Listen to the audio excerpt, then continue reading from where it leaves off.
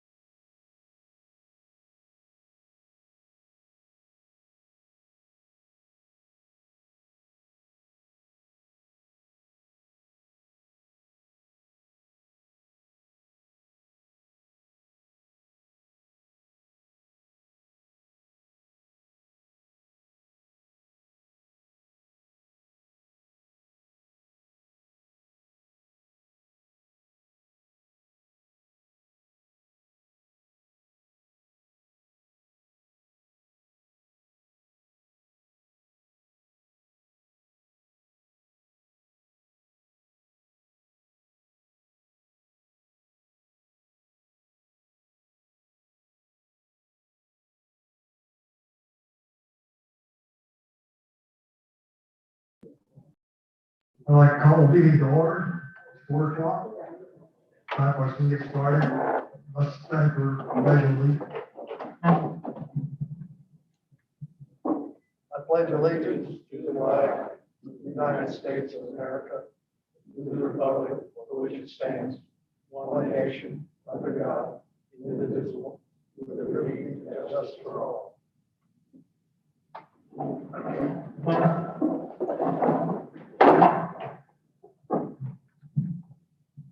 First of all, we need to establish a quorum without full feedback.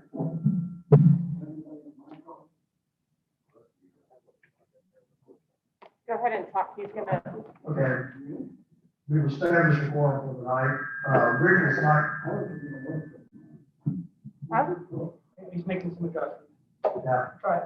Rick is not going to be here tonight, but he will be Zooming with us, so we have established a quorum with him being even on the Zoom. I'd like to approve the minutes for the last meeting, November 16th, regular minutes. Anyone have any changes or discussion on the minutes? Do I have a motion to accept the minutes?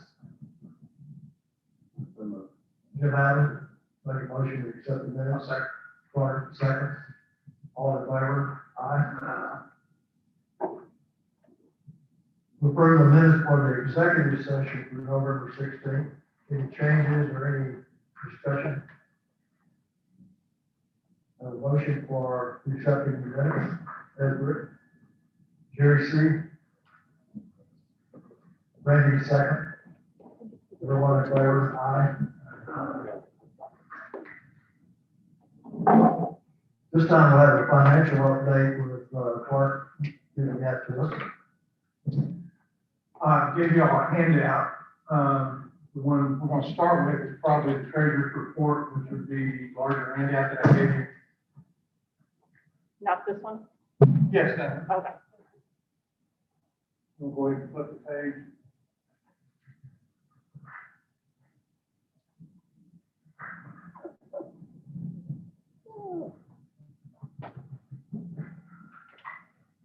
There we go.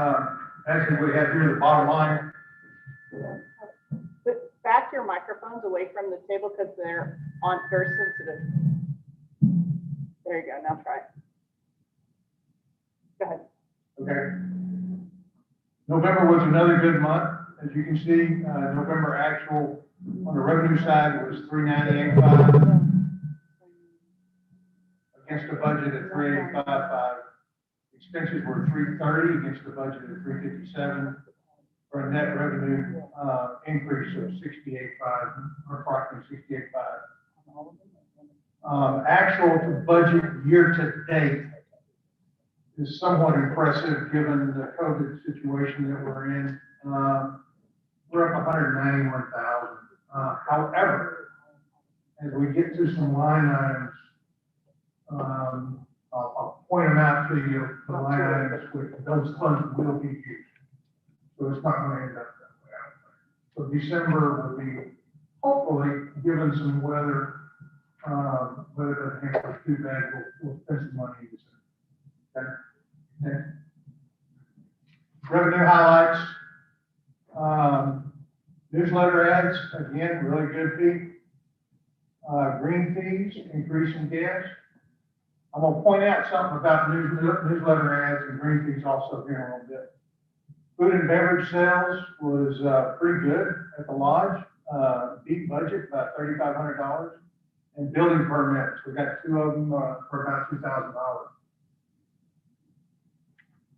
Expense contributors to those numbers, food service actually was better than expense budget by $16,800. But if you'll look, the food didn't get delivered till the 30th day of the month, so therefore we didn't get charged for it. So it's an inventory number. Golf course was $6,100 better because the salaries and benefits are head count down. One or 1.5, I think. Security, same thing, head count down, I believe that's 2. Is that correct? And administration was over because we had to pay our quarterly tax payment. And I'll show you something about that in a minute. That's the reason I talked a little bit about green fees and newsletter ads. Federal tax payment went up over budget. And so, because we made too much money last year. And that's what I'm going to show you with respect to green fees and newsletter ads.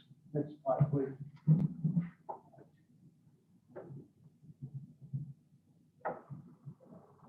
There you go. No? There we go. There we go. Our balance increased 37.9. It's $1,629,000 or $1,630,000 or thereabouts. ARP increased 23,000 to 446. And the lake management balance went up by 18,000 to almost 91,000. Delinquent accounts is an increase of 2,700 from the prior month. There is one account that's in there that's creating a lot of that havoc in there. From a dollar standpoint, but there's 34 accounts at 30 days, 10 at 60, and 12 at 90 days past due.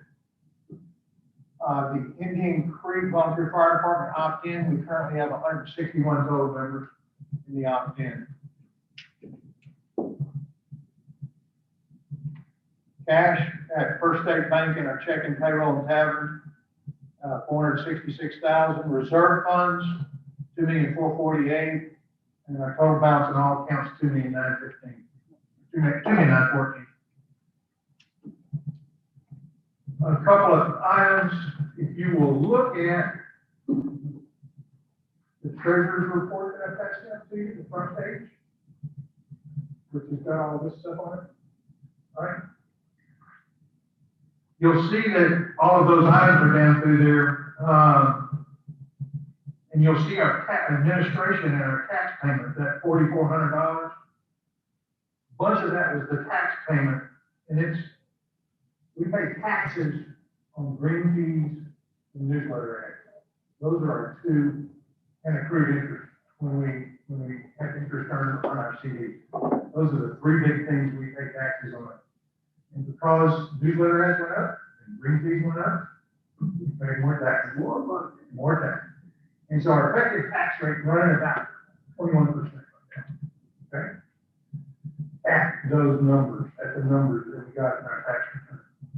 Also there, I want you to notice in the year-to-date numbers, on the expense side, we're going to talk a little bit about, on the next item we're going to talk about here. Note the public works and parks and lake, year-to-date numbers, expense side.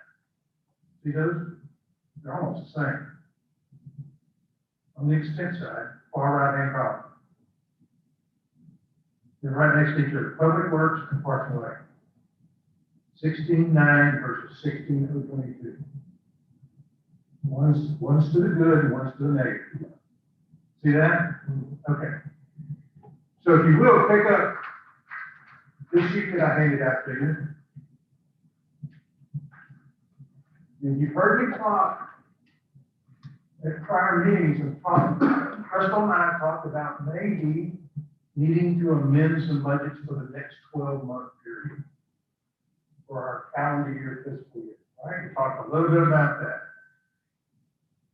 These numbers that you're looking at here are not final. These are just, we're making our list, and that's what this is. More importantly, we're going to talk about this substantially in January. But what's important here, the first item up there is federal income tax. Doing it 22 grand based on our quarterly pay over budget. Okay? Because of the items that I just mentioned. These are line items. Some of these numbers are good. Those numbers are probably pretty good. North Star admin, we're on dual for 3 months. That's about 16,000. Okay? Maybe, right? We're talking about that. That's a maybe. Parks and Lake salaries. Parks and Lake was over budget by 16,022, but I just pointed it out to you. One of the things we're thinking about proposing to you is Parks and Public Works, Central Garage, and Parks and Lake, putting their salaries and benefits together. They're all managed by the same department. That's Chris. Okay? You're seeing that aberration on our financials, and if we put them together, that aberration goes away. And that's the reason I'm showing you that. Okay? The new email system, we're going to go from GoDaddy to Microsoft 365. That's a fairly small number, but it's still there. Cyber insurance, cybersecurity insurance, premiums $2,500 a year. Christmas bonus for the staff. That one is for next year, but we're going to talk a little bit about that for this year as well, here in a little bit. Y'all see that number. HR admin. That is a contractor who does our payroll, but also will do handbooks, help us administer our HR, help us with COBRA, and all of the other items that we need to bring current. Okay? And that's not bad, $4,500 for the year. Or I'm sorry, an increase of $4,500 for the year. That's not bad for that, all that services. And then the big question mark is down there, Mr. Romine. We don't know, that proposed budget is the same budget as 19 and 20, and I know that's not going to be enough. We have, I understand we've added a starter, but we have no budget for a starter. And we're increasing our marshal. We have not currently cured the over budget item that we have. We'll just let that run. But for 21, I'm gonna need some really good numbers. I'm gonna need to know what those numbers look like. And this is just a place marker with these numbers right now. But those, we're gonna need a proposed on starter and the marshal, and I'm gonna need good numbers. And I'm gonna need substantiation for those numbers. Number of hours, hourly rate, et cetera, et cetera, et cetera. So detail is a must. Those are the ones we've identified so far that we need to talk about in January, which are gonna affect our 21 budget. So that 12-month period. Hey, Clark, We gotta start thinking about those. Clark, can you hear me?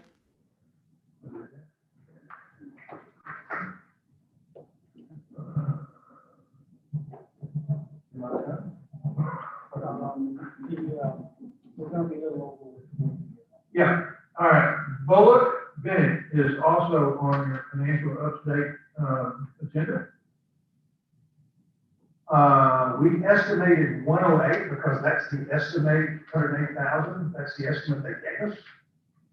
You remember when we first engaged them, a couple of months in, we wrote them a check for the first 108, or half of it, 54. They billed us the other day for 60. They're over budget. They're not done. Did we get an estimate how much more it's gonna cost? 150 verbally, but nothing in writing. So I would project 150 for this group right now. So they're saying rather than 108, it's gonna be 150. So it's 42,000 more.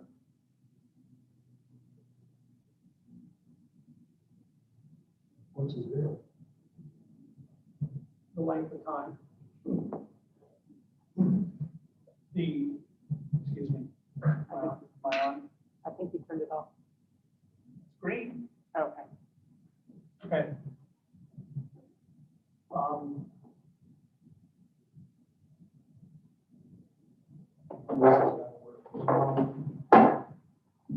There you go. Is that on? No, it's still not on.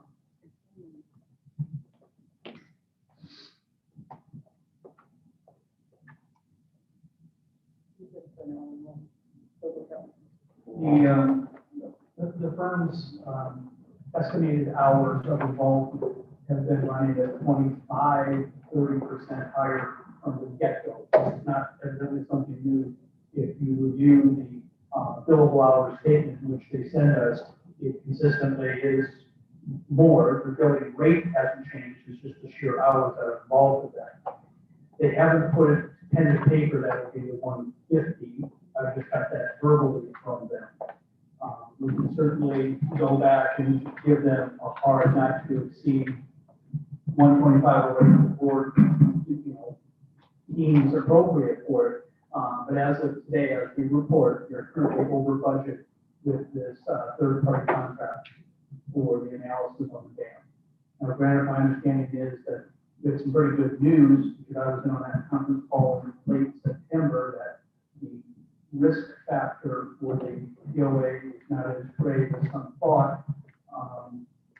To land on that number won't cost something. So I'm coming in, it's the 11th hour. I wish I had more detail for you on that, but that was my last conversation.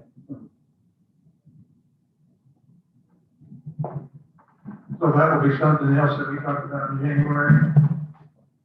Put that on the agenda for January. Everybody understands it's a subset of park called dam spillway. So it's not only them. It's not on it, it's carp.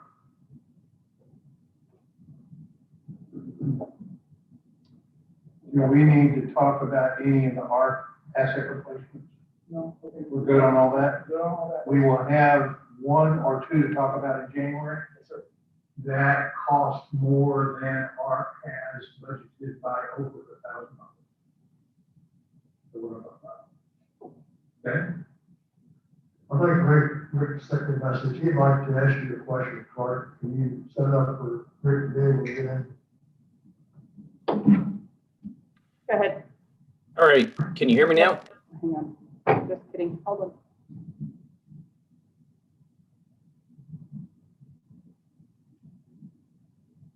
Okay, go ahead. Okay, Clark, can you hear me okay? No? How about now? He muted? Yeah, I'm unmuted. Coming off the wrong. Told me to put him on, I've got him right here. Yeah, Hello? give us a second, Clark. Rick. Okay. Probably easier that way, right?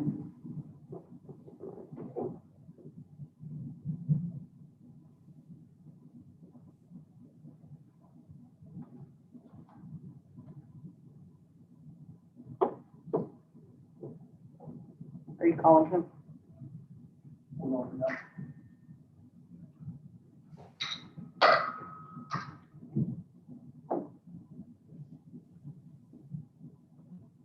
Still can't hear me?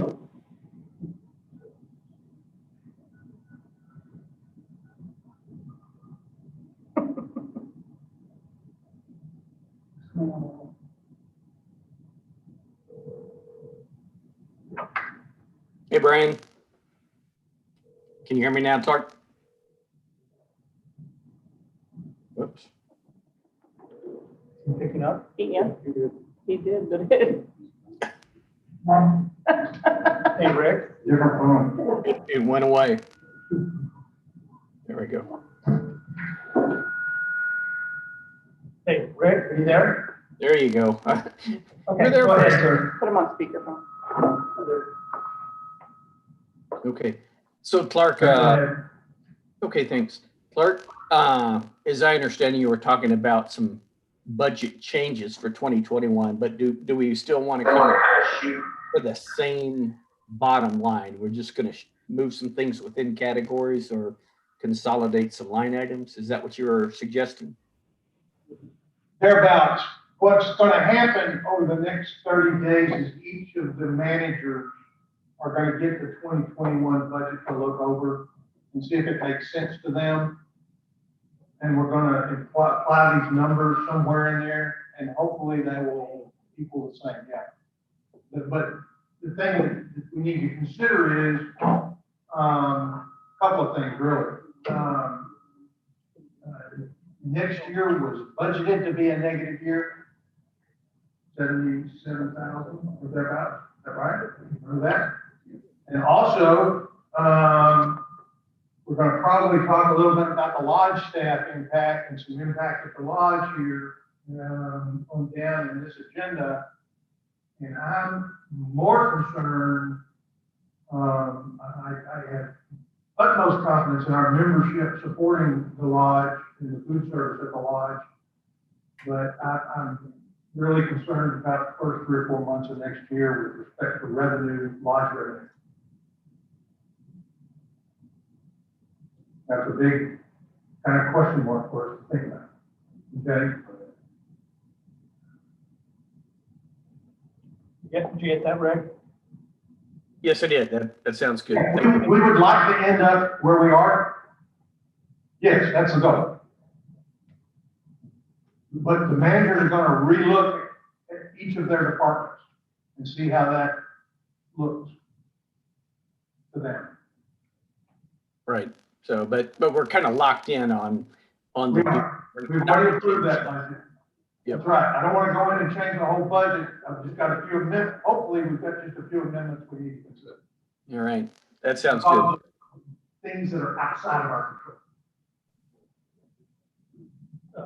Sam, Oh, make a point here. I'm dead here again in the water.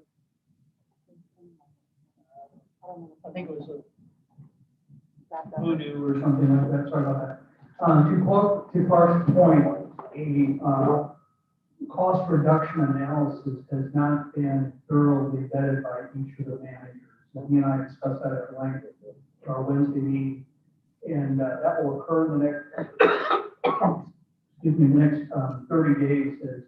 That's one of the reasons I have them in the room this evening, in particular, Chris, Crystal, security, and also IT, where these things need to be developed. Unfortunately, my food and beverage team leader is not available, but I've been taking a look at that. There are some opportunities there but I don't want to be quoted at a board meeting on figure X. But this needs to happen before my board reconvenes the third week of January.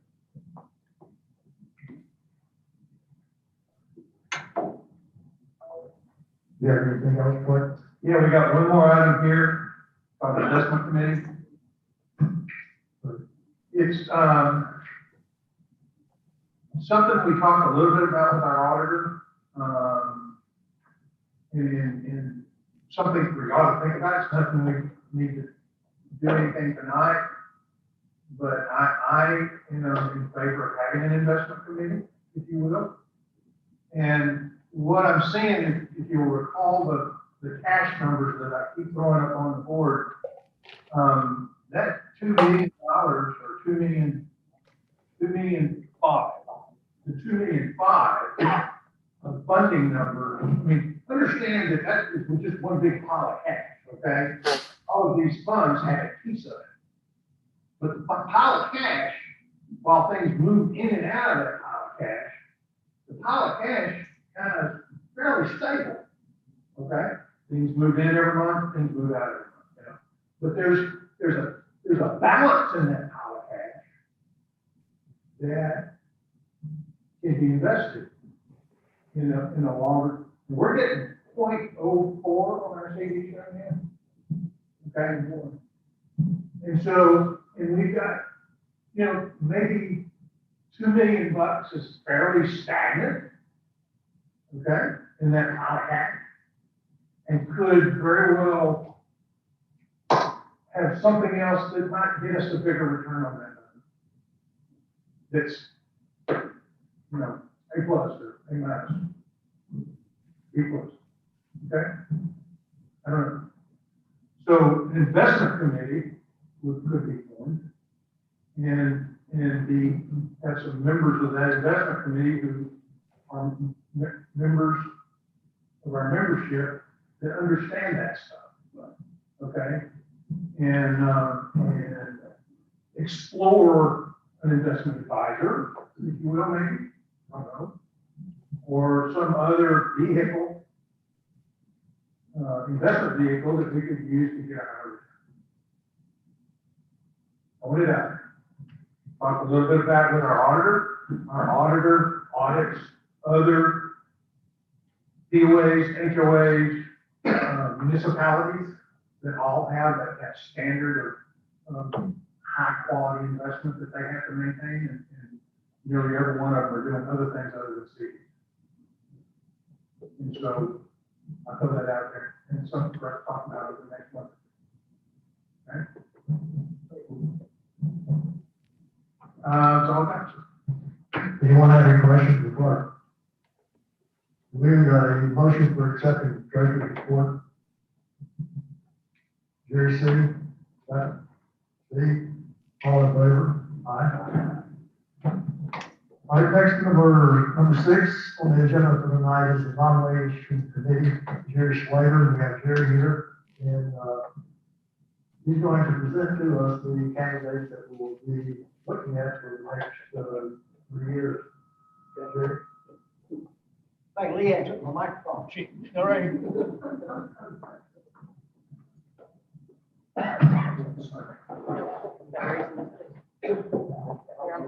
Well, I need one.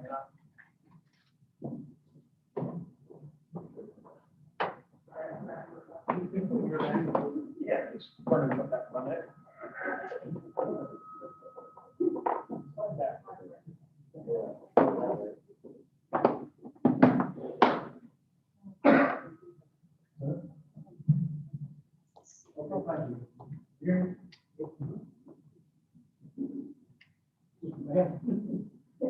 It may need to turn on. I'm sorry, I didn't turn it on. That's the one.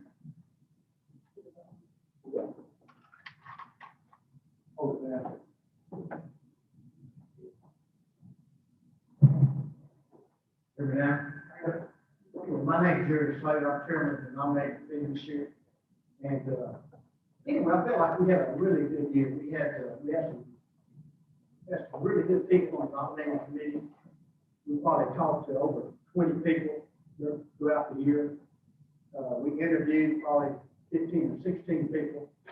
And we came up with a total of 6 people to present to y'all tonight as, go forward to run for the POA. Other members on the board with me were Jim Lewis, Lisa Bohannon, Lloyd Redmond, and James Sweet. And anyway, this time, I'd like to introduce the 6 candidates that we've come up with. And I was going to get them to go ahead and draw for ballot positions. And I talked to Leanne before the meeting started and what she wanted to do. She's going to take her picture for the communique for January communique, also February. And she wants to do it during, when y'all take a break. So when y'all have a break, we'll meet out here and we'll go to the boardroom and take everybody's picture. So when I call your name, if you're here, come forward and draw for position on the ballot. First one is Steve Davis. Steve, I want to set these down here just as you draw a card. Let me know what it is.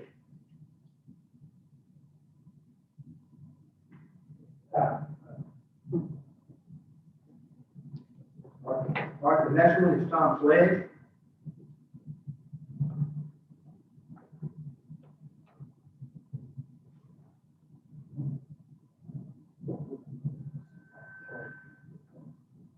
John Roach.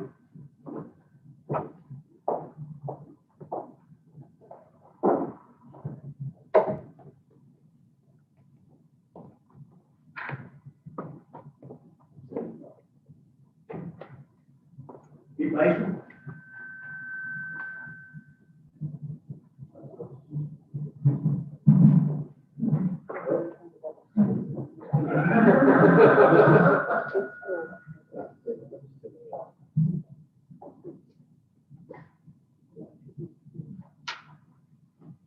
Nancy Jackson.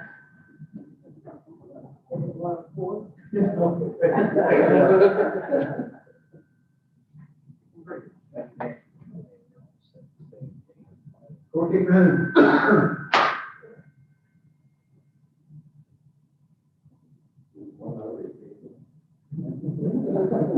Yes, already taken. Anyway, y'all can see, I think we came up with a great group of candidates. So, anyway, y'all have any questions there or anything? Yeah, can you list the number? I got 2 of them. Yeah, I've got one more down there. Okay, thank you. Thank you very much, Chair.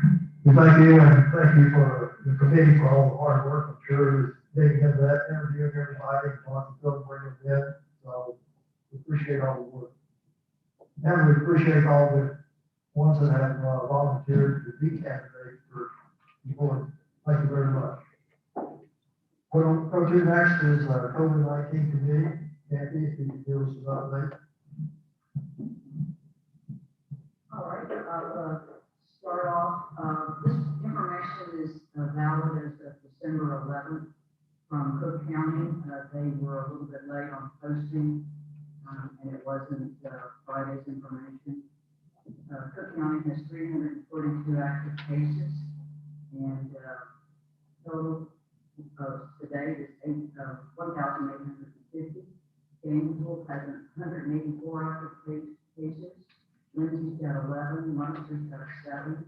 Unincorporated is at 98. And Lake Iowa is 15 as of that date. Total deaths at 26. Dallas County and Tarrant, Collin, Denton, all of them are soaring. Active for Dallas is almost 27,000. Tarrant 31,000. Collin a little over 4,000. Denton almost 9,000. State of Texas is at 1,328,200 cases, and total fatalities at almost 24,000. We had some things going on with Cook County also. They are actively doing free testing, and that started today through Wednesday. It will be the following week, Monday through Wednesday, and then the following week, Monday through Wednesday. Once again, this is free, but it could take 2 to 5 days to get the results back in. Judge Brinkley was given a letter from the Texas Health and Human Services on December 5th, and that's where, when we went to back to 50% occupancy with all restaurants, retail stores, office buildings, manufacturing facilities, gyms and exercise facilities, and classes, museums, and libraries. I've got that, and we posted on the website as well as the links. Some other things that we need to talk about. We've had a little bit of more impact to our employees at the lodge and in security. So I wanted to see if we wanted to start thinking about maybe being a little bit more cautious. Penny and I walked through the restaurant, the 19th hole. We had too many chairs, we had tables too close. So that's been alleviated, but we know our members are creative and they may want to push them back together. So we're just going to have to stay on top of it. If you'll remember back in March and April when this started, we were shut down, and we did a great job staying open only for takeout or pickup. And I'm not sure if we're at a point, and Brian's probably better to address it, but we've had some staff shortages because of COVID. A lot of people just have to quarantine because maybe they got exposed. But we're seeing some, shorter hours of operation. We're going into holiday. We expect the Thanksgiving surge. Post-Christmas, we'll have the Christmas surge for families got together with friends, relatives.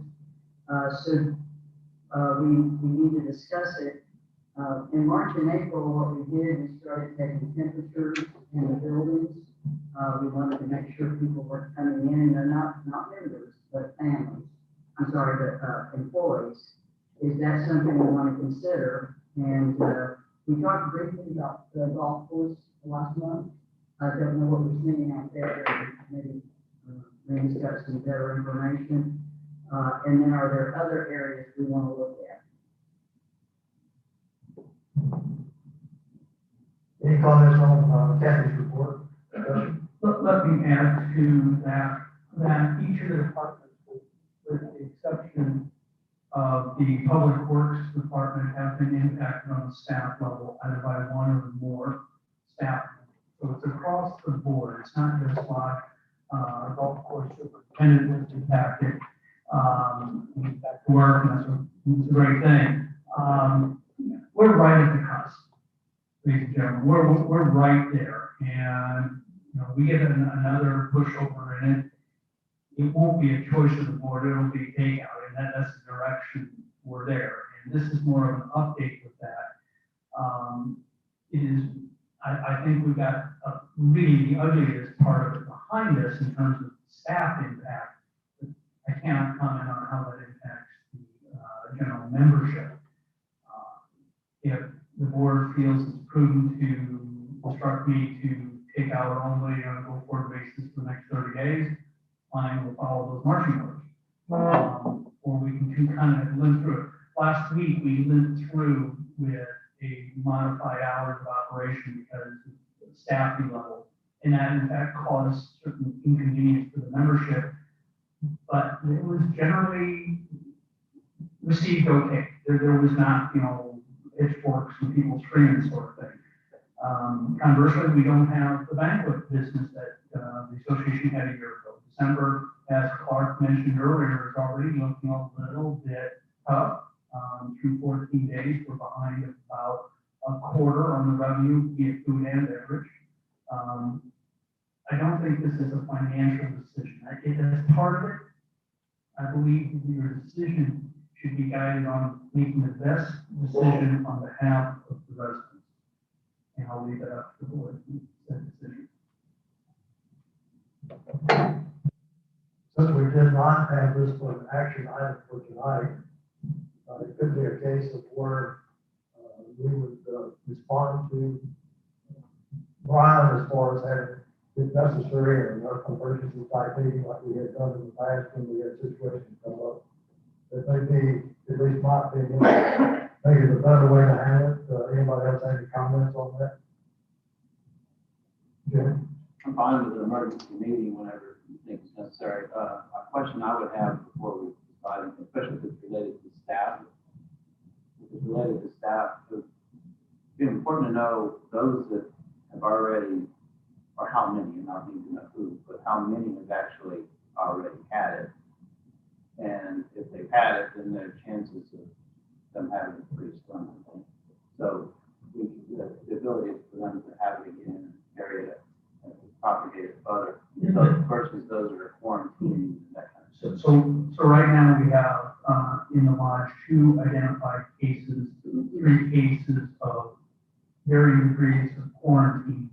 Golf course, 1 identified, and then 1 quarantine currently. Administratively, we had 1 identified, 1 quarantine. Security, we have 2 or 3 that are being identified right now as well. Everyone thinks, well, the guys that work outside, they cut the grass, they do this, they're not going to get it.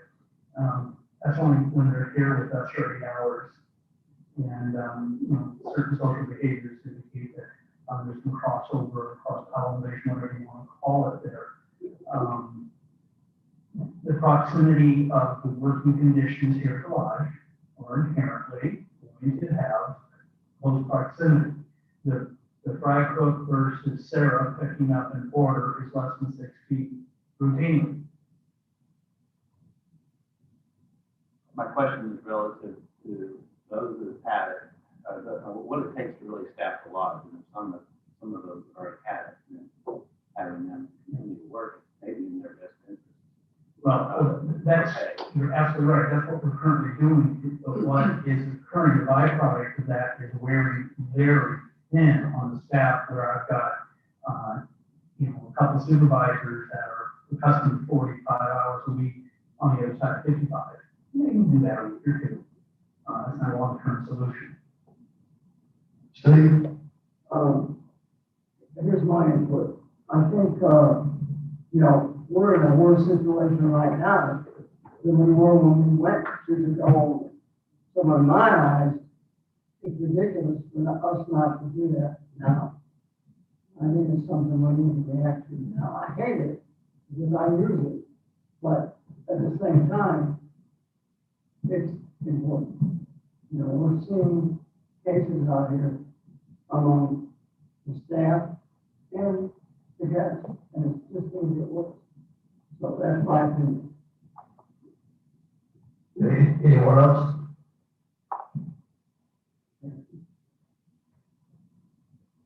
I agree with Steve. I hate putting it off. I think it's almost inevitable it's coming. And since we've had such a rash all of a sudden with our team members, I think it's important that we protect them as best we can. I'd also like to discuss members going into the POA office. I think maybe they should be stopped just at the window. I know sometimes they need to stuff envelopes, and those are great activities, but I just think we're risking. I know they try to separate people when they use the POA facilities, but it's just too risky. So I would also recommend that members don't go any further than the entryway of the POA office unless it's an emergency, that they go deeper into the office. I'd like to do it sooner than later. Okay. Brian, do you want action tonight, or are you wanting to?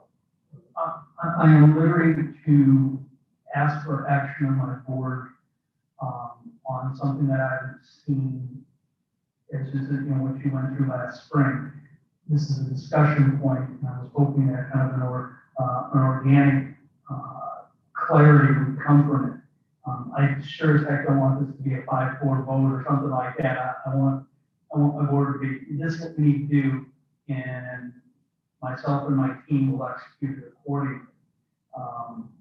If I'm told, hey, we gotta stay open, we gotta hit the number and that sort of thing, I get that, but we're having this adult conversation, and I think from what Kathy said and Steve said, this is that typical moment of pause, call it. I wish I could be clearer for you and say, by God, we gotta do this, and that's not my MO unless it is life threatening, and I don't know if it's that, but I do know that it's, wears on the staff, they're concerned.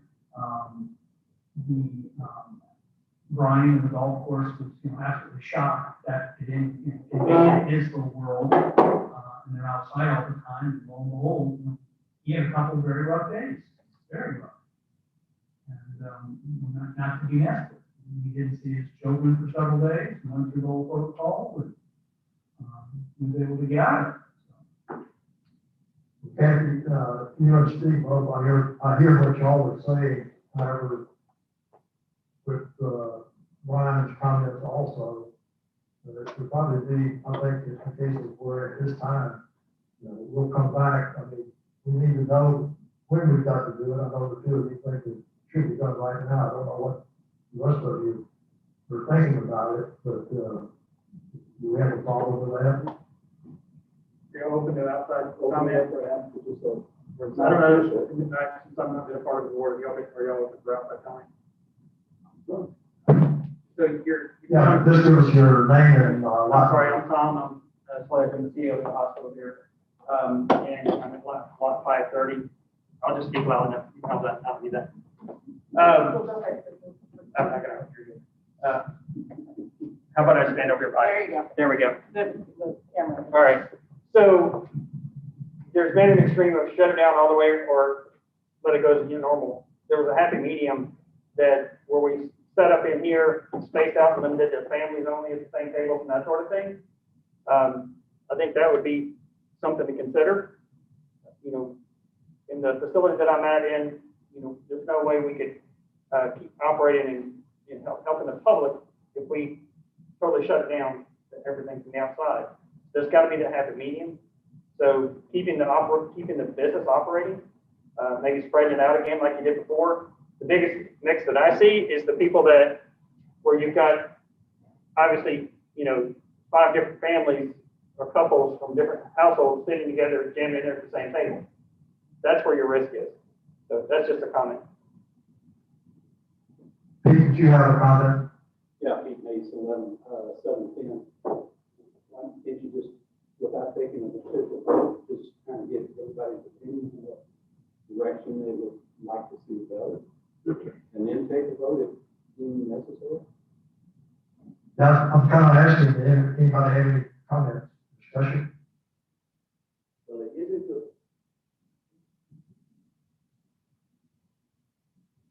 Yes.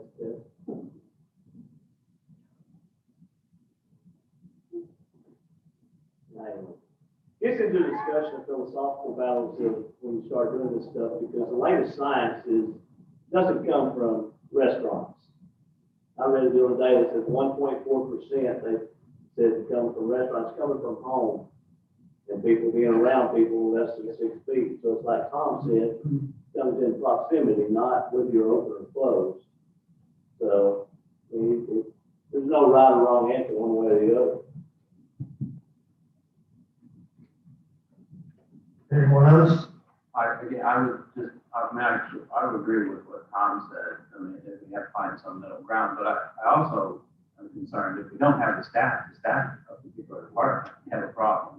So that's why I was asking Brian that point earlier, is like how many are now maybe someone new to it or have already had it versus those that haven't.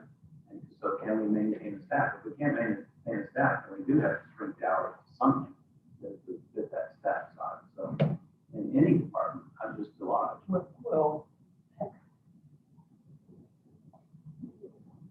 all right. The security one got close, because that's 724, and we're into some significant overtime to cover that. That's the bigger impact, more so than a lot of candidates right now. She's working extra shifts covering it. Okay, she's a supervisor, she can cover that. That's not the long-term solution. I'm just sharing with the board the reality of what is occurring. And then when we had someone out in the county, Crystal covered that, did payroll for an extra week. You get by, but it's not the solution. I hate to repeat myself again, but, I think, again, we would, be better to let Brian come up with a plan.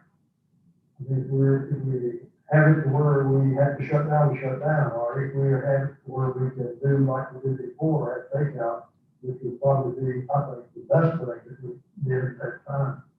But, we're all, everybody's kind of got their opinion here tonight, and we don't really have a definite plan coming from Brian as to which way we want to go with it.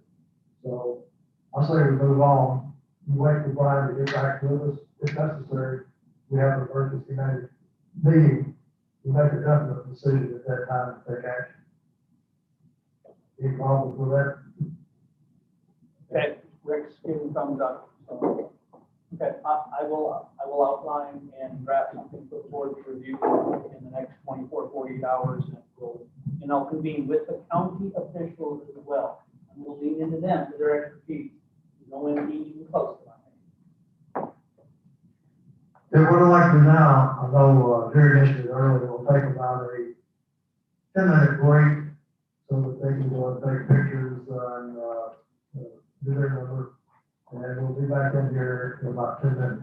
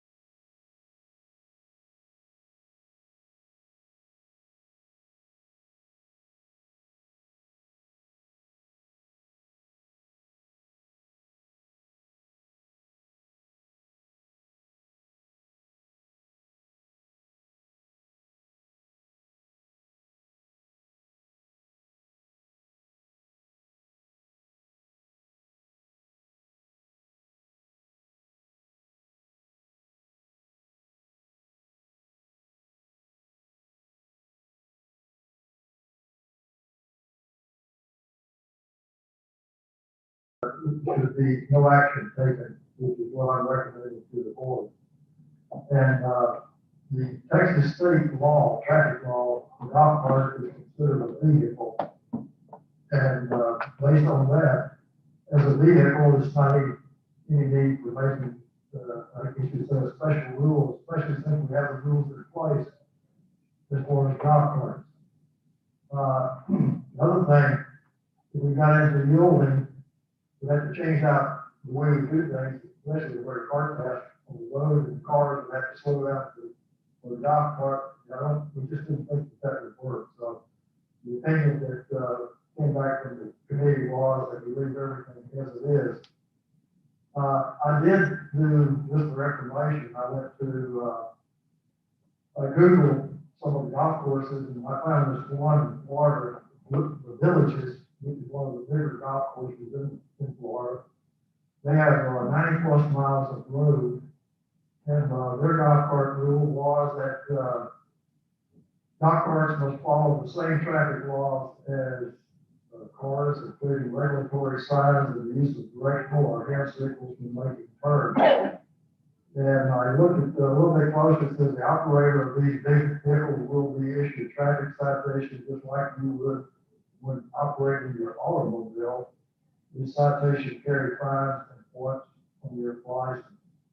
So this was a bigger golf cart community or golf course community that operates the same way. And that too was something that we considered. Any questions, comments? I hear, what's the age of you can be 13 years old here and drive a golf cart on your own if you pass a safety and security test? You have to take the test, you have to take the course, pass it, you're, I believe it's 14. What is it, 13? Okay, 13. We have to change the way we taught them. I think that's a good idea, but get them started young, and some of the kids. Some of the older. I think so now it's good. Those are older kids. Yeah, the next item we have is the bylaw committee, Gordon Cahoon. Would you like to give us information on the bylaws that we've been looking at?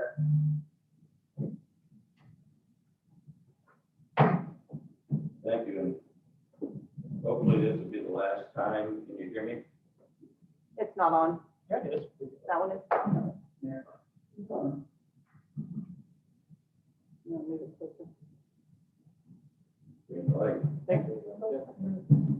Okay, hopefully this will be the last time that we have to talk about this as a board before we go to the election. And if you can, whatever you got on top there, take that off. Okay, thank you. The board has given us direction, the bylaw committee direction, several months ago about wanting to clear up the lake management reserve fund, any details going along with that, as we have with other reserve funds, what they can be used for, how they could be used, etc. So that's what we're trying to do. If you'll go to slide number 2, please. The first thing I'm going to do is just talk a little about the Lake Management Reserve Fund. The Lake Management Reserve Fund was approved in March of this year, 2020, went into effect about 6 months ago, July 1st. And for some people that don't understand Lake Management Reserve Fund, it's also called the silt removal fund. That's $12.50 every month from now on. It can only be changed a certain amount. And it's a specific restricted reserve fund, and we'll go into that a little later. So what we were trying to do is prepare possible bylaw changes during the annual election to take place this next February and clear up any ambiguity, any problems we have with the bylaws dealing with the new bylaw that went into effect at the very same time. We'll call it 703Q, and that's the bylaw amendment that says the board cannot spend more than $400,000 on a project without going to the people for approval. But it also, at the same time, gave several exceptions to that. And one of those exceptions was road and bridge, and other one was the asset replacement reserve fund or the other restricted reserve fund. And then we were going to do a minor review. Our members on that committee were Craig Lampton, Gerald Smith, Julia Jaeger, Jeff Colbert, Jim Adams, Leslie Sweet, Brian Matt, and myself, 4 people. So if you would, the next slide, please.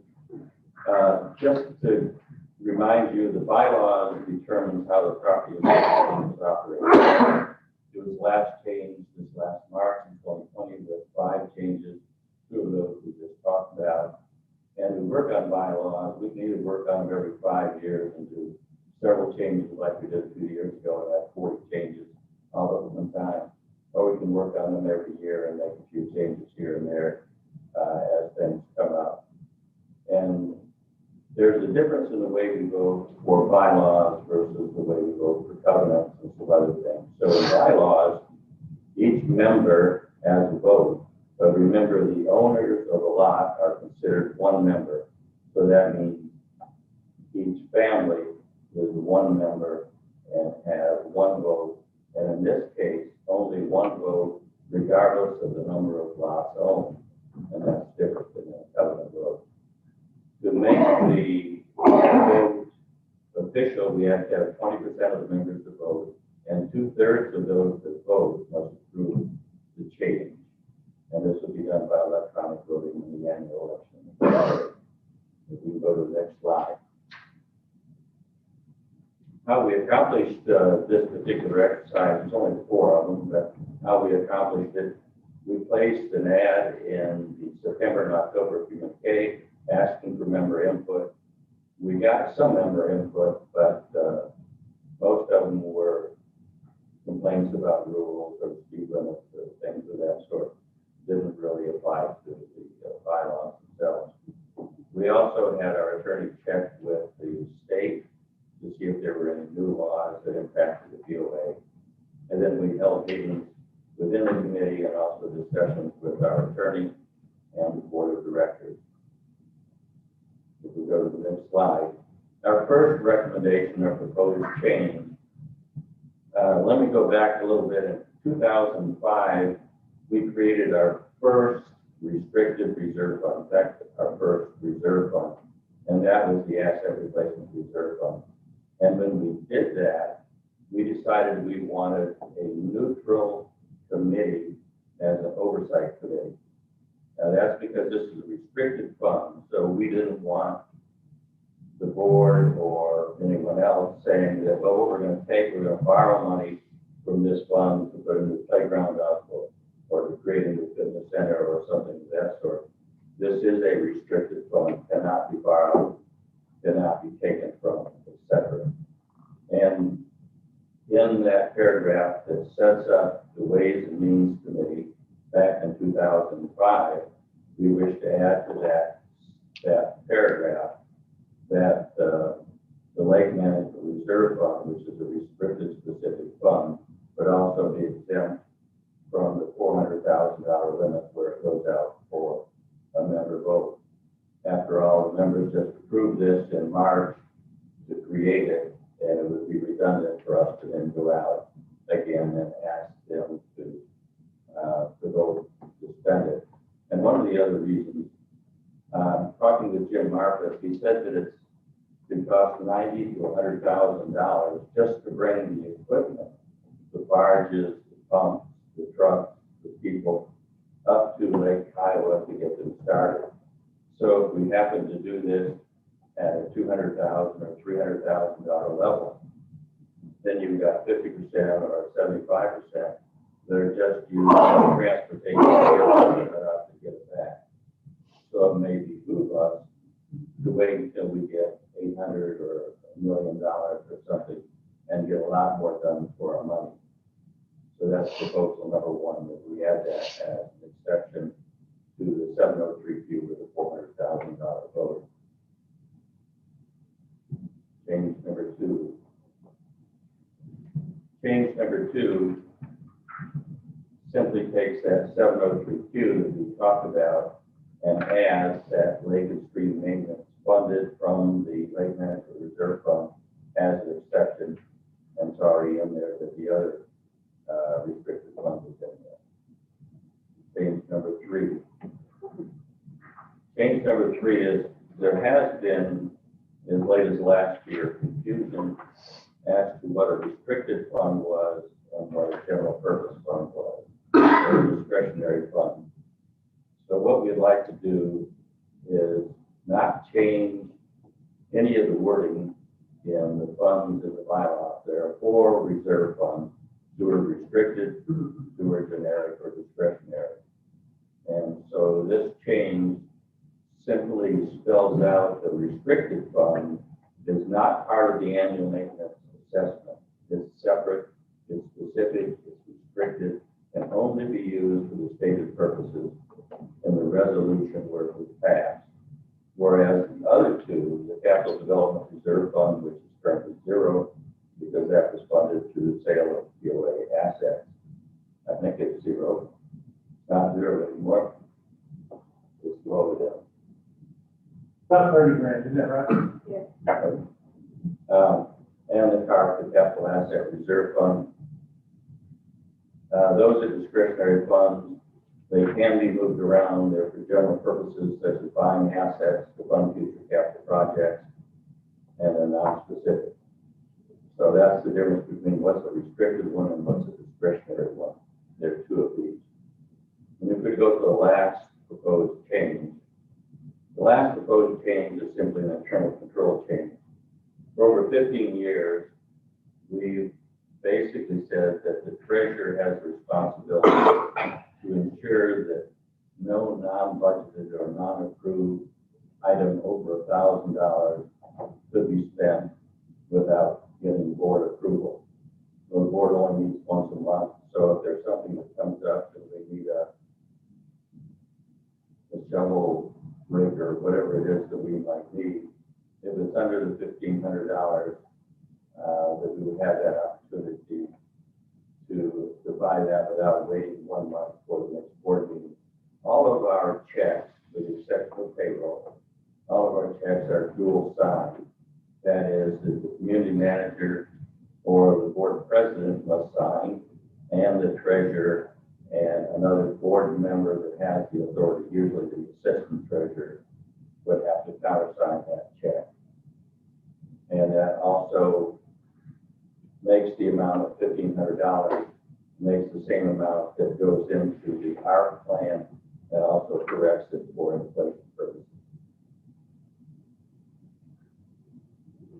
And the next slide. And that's what we're asking the board to approve.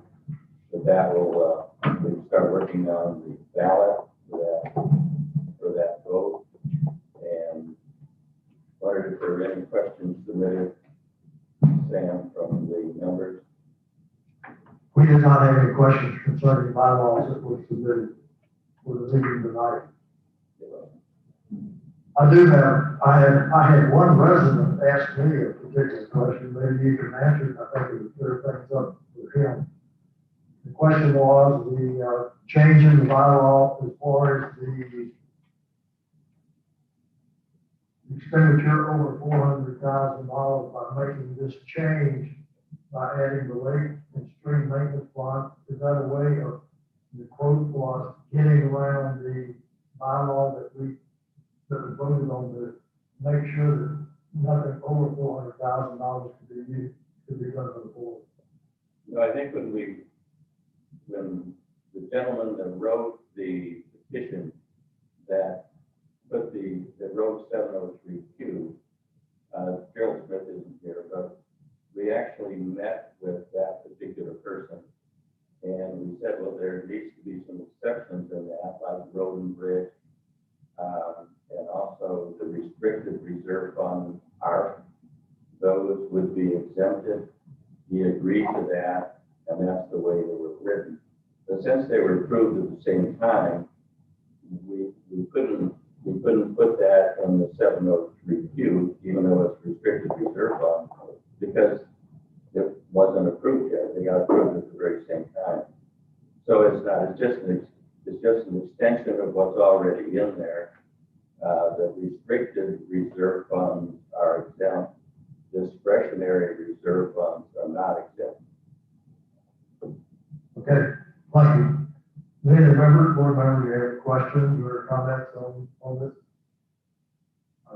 just to that point though, we're only moving this to a vote of the membership. So if somebody thought that was bothersome, the way you worded it, they can vote against that particular bylaw. Right. Anybody else? Anyone? You need a vote from us tonight to be able to place it on the ballot, is what you're asking. Yes, if we get a board vote tonight approving what the board changes, then we'll go ahead and start working on the ballot, so we'll be ready in February. Do I have a motion from Jerry? You want to make the motion? Yes. Go on. Oh, what, I thought Corky just answered that.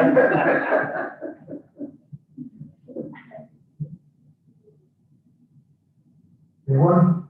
Okay. Well, I'll make a motion that we accept the change in the bylaws that we go forth as on the ballot as proposed and presented tonight by the committee, bylaw committee. Anyone have a second on that? Steve? All in favor? Aye. Thank you, Corky. Thank you, Steve. Clark? We're gonna have the ability to look at the verbiage in the ballot, right? Sure. Okay, good. Thank you. Okay, next on the agenda is the facilities committee, Clark and Light. Yeah, do you have that spreadsheet?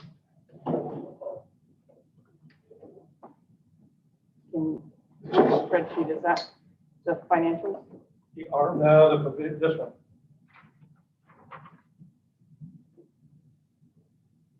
Did you send that to me today? Friday.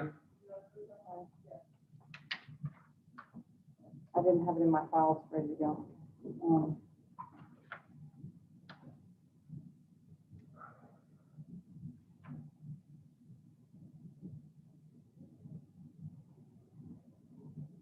Anyway, while she's looking for that, what this is our spreadsheet on the pavilion.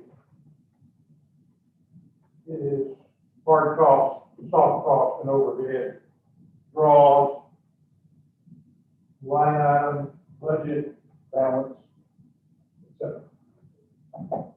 If y'all will recall, we had 4 things we worked on.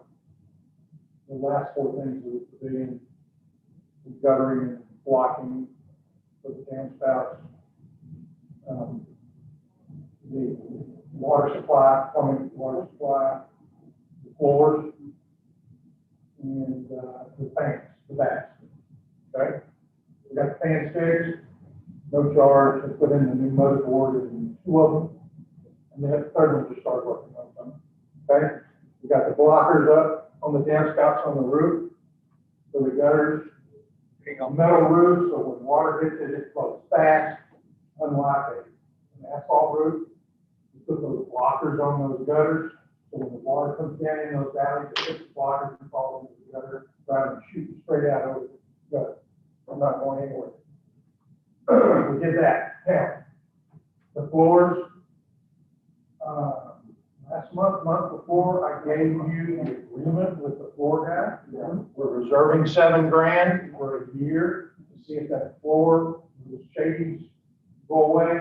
He was also agreed free of charge to fix any cracking when we find it. Okay? So we got this $7 grand, kind of dangling out here for a year, right? There we go. Then we talked about the water. The old bathrooms had a 3/4 inch line, like everybody else's residential tap. And that 3/4 inch line came up underneath that, the water meters back over here, across the street from the maintenance golf course maintenance barn. That's where the meter is. And that line comes underneath the parking lot and then comes up on the other side. And it's a 3/4 inch line. And if you'll remember what I told you was that when you went into the restroom, you go into the women's restroom and the men's restroom. You start one of the sinks, then you go over and flush the toilet, and next thing you know, that thing's going, before it dries. The line wasn't there. Okay? So you get this noise, it's creating this noise. What we have done, if you'll remember, also remember, I said we hadn't gotten into the contingency yet, correct? So we're talking about budget. Can you scroll up a little bit? That's hard cost. Here's your overhead and soft cost. Two things we talked about. We went to a 2-inch water line, right? Cost us $11,000. And Bob Maharis overlaid the floor guy. There's the $7,000 dangling participle that's out there. We had to spend this money and that money. So if you come around here, here's the contingency. We went into the contingency by 13,000. So we've got 18,000 below budget right now. Everybody see that? This one only went in there for the tune of about 2,000. This went in for 11,200, which is 13,500, going into a $32,000 contingency, right? We don't, Rich, we have anything else that should cost money? No. The only thing that Randy's still working on, and we're looking at it actually today, was the HVAC, the mini splits for the thermostat. Yeah. Doesn't seem to be operating correctly. We were debating if we're gonna get a different thermostat, if they would work better programmers, so we may upgrade the thermostat. But that shouldn't be a large sum. So we're 18,000 below budget. They fixed it? Did they fix it? We're 18,000 below budget right there on the final.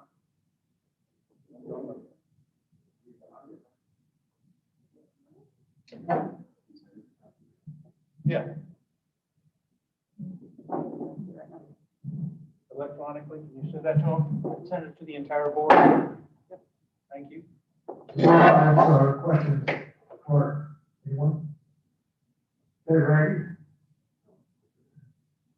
Clark, did that include the, contingency, $7,000 before? Yep. Yep.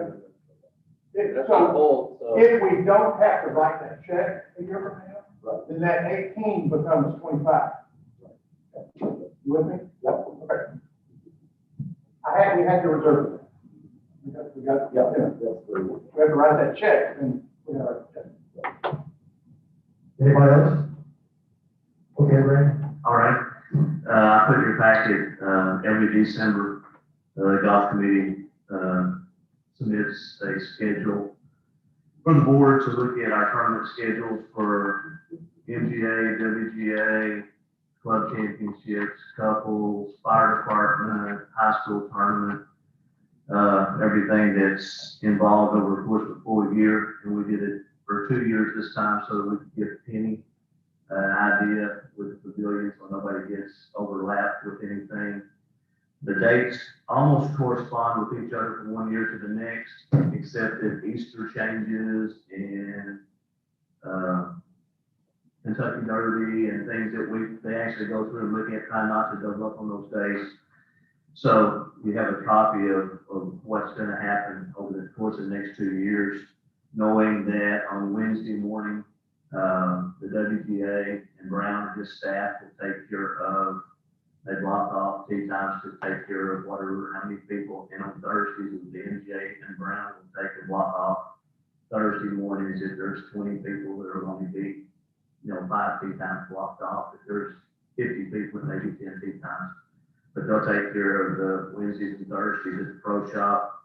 Everything else is in here. Double check 3 months to get it done to make sure that we're not stepping on somebody's toes. So it's there for y'all. I'd like to make a motion to approve what everybody's come up with. Okay, we have a motion, we have a second. Other question. Okay, Steve second. Any questions? Jim had a question. So you mentioned the OMO and the WGA, so should we make an assumption and put a note in this that every Wednesday and Thursday morning you block off? Are we approving the schedule just for the blocking of the course? Is that why we're reporting to bylaws? Yes. And then should we not make that note in this document? Oh, yeah, it probably should have been at the bottom Thursdays or blocked off and, We can just say. yeah, I put it in the minutes right here, that's what But it is. is it every Wednesday, Thursday morning? Well, the women stop, in November, I believe, and start back in first of February. So they actually have a Wednesday mornings that they don't do it. OMO has been year round, the guys are a little tougher in the winter time. Maybe 60, but one time we were 60. Could I make a, Well, yeah, I think, could I make a friendly amendment to the motion subject to the update that we provide with that OMO and WGA schedule being updated? yeah, well, they have a copy because the women play different games every, Yeah, but we should have some official position on it. So if you, I mean, I'll approve it if you providing an update, and we'll have a official document. so you want every Wednesday to write down each date. No, you just told me the women are not gonna do it. Okay. In November through whatever. Yeah, And it's. no, I can get that. I'm just That's saying, not we're wrong. That's- approving it subject to you updating. Yes, that's, because they do stop.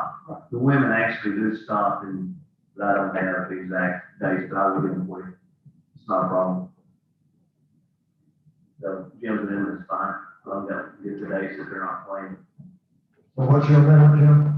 That we're approving this subject to Randy updating as part of the WGA and OMO dates throughout the year. So that's a motion that you're making. I'm making his motion. You're making a motion. Okay, let's vote on the amendment. Hold on. Rick's asking, what about couples golf? Do they have the weekly slot? That's starting the afternoon. Say it again, Jeff.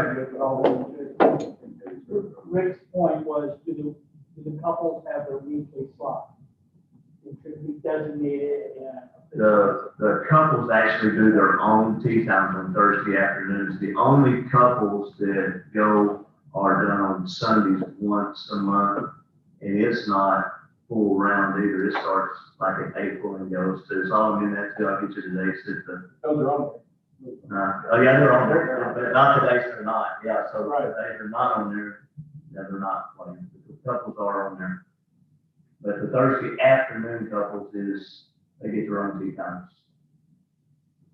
So it's not couple tournaments, couple play day out here. Any other questions? Then we want to vote on the amendment that Jim has brought to the motion for Randy. I have a second on that. Steve, everybody in favor? Aye. Okay, now let's vote on the motion for Randy bringing forth the schedule. And do we have a second on that one? Jim? Everyone in favor? Aye. Aye. Motion passes.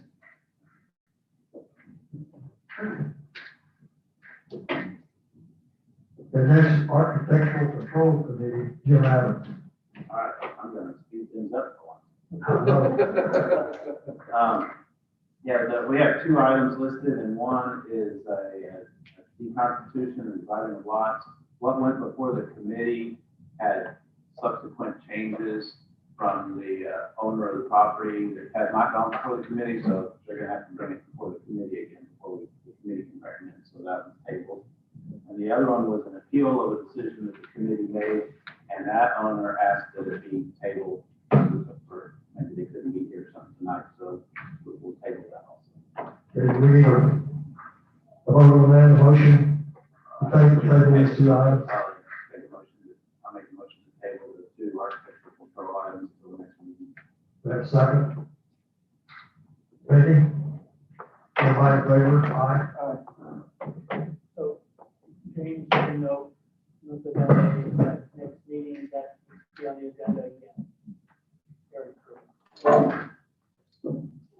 And the next up is Communications Committee with Kathy Gray and Leanne.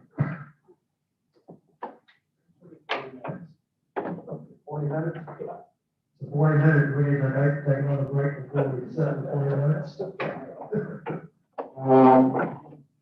Continue on? Okay. Might be 30 Hold on fast.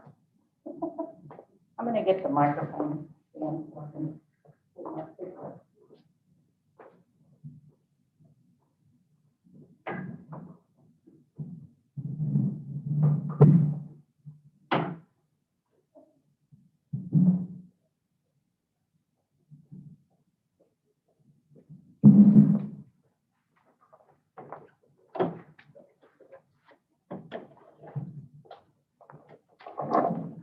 Make that bigger.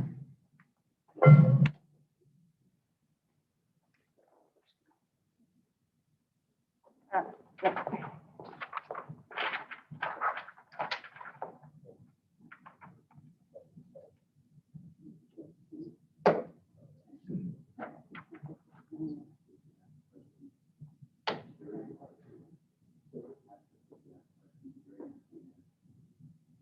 Are you okay with getting interruptions for questions, or do you want to wait till the end? I'm okay. It'll. Either way. Interactive, I mean, most of you guys got a pretty good idea what's coming at you.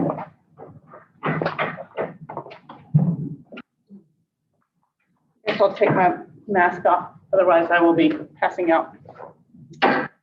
We don't want that. Okay, so today we're going to be presenting on North Star, which is a club management software for communities like ours.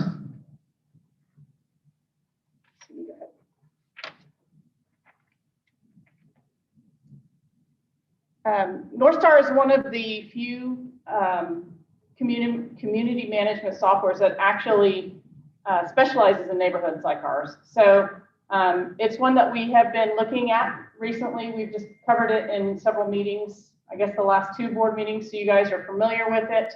Our goal today is not just to give you more information as a board, but really to inform the community members what we're looking at and what it entails and involves, and how we hope that will impact the community as a whole. So these 8 areas will be covered as far as North Star is concerned. We're going to be talking about how it impacts communication in the community, the technology, the administration, security, compliance, public works, lodge, and then the golf course. And we'll go in that order. And then at the end, we'll wrap up with a little bit of information with Clark. So.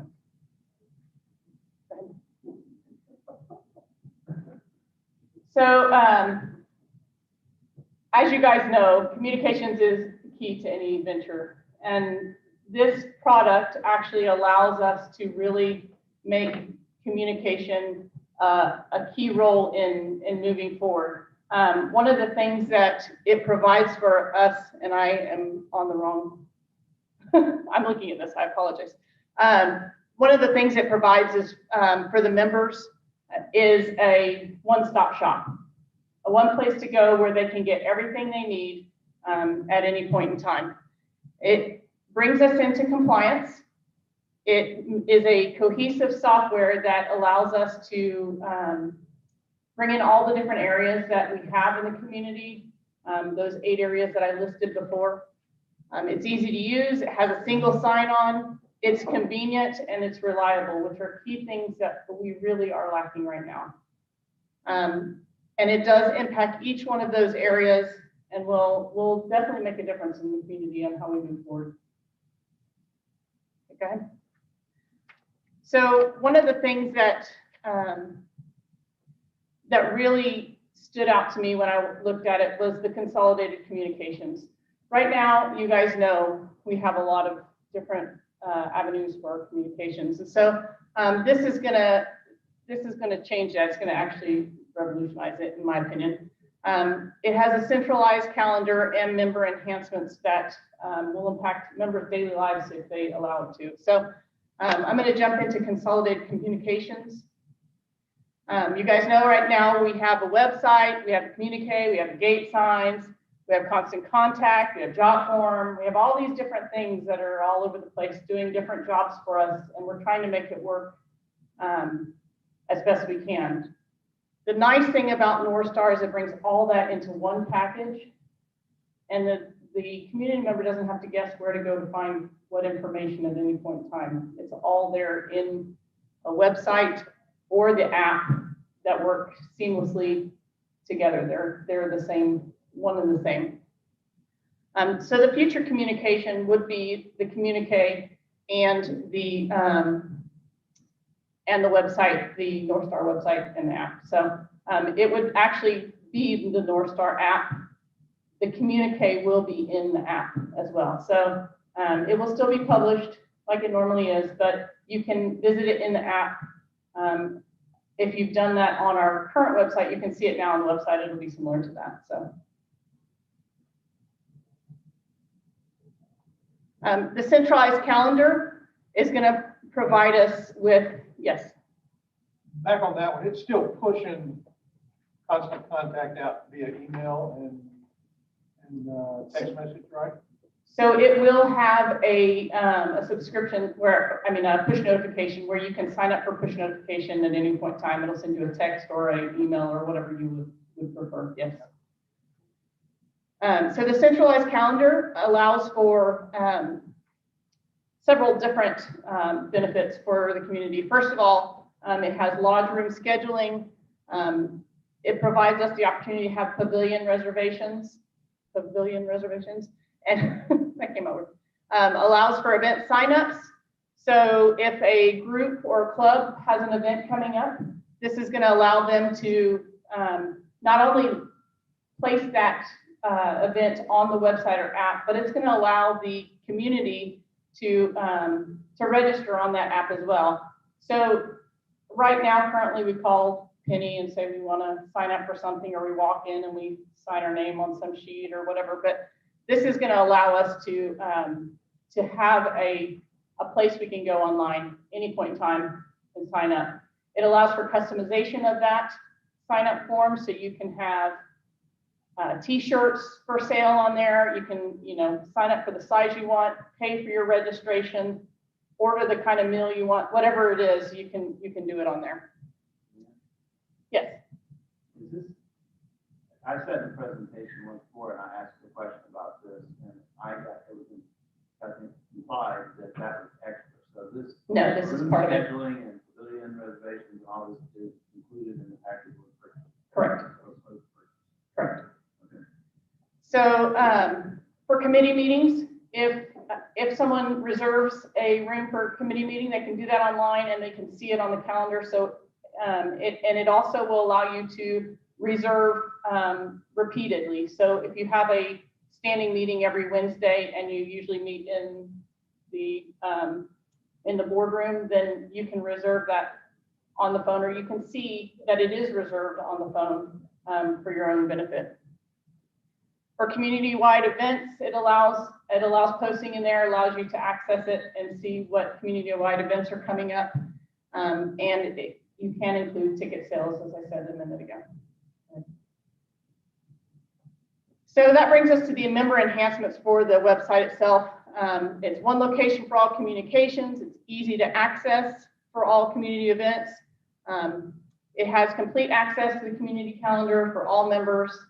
It is real-time data, so if Penny adds an event in the calendar, because she still will be able to do that. If she adds it in, I'm going to be able to see it on my computer in my office immediately.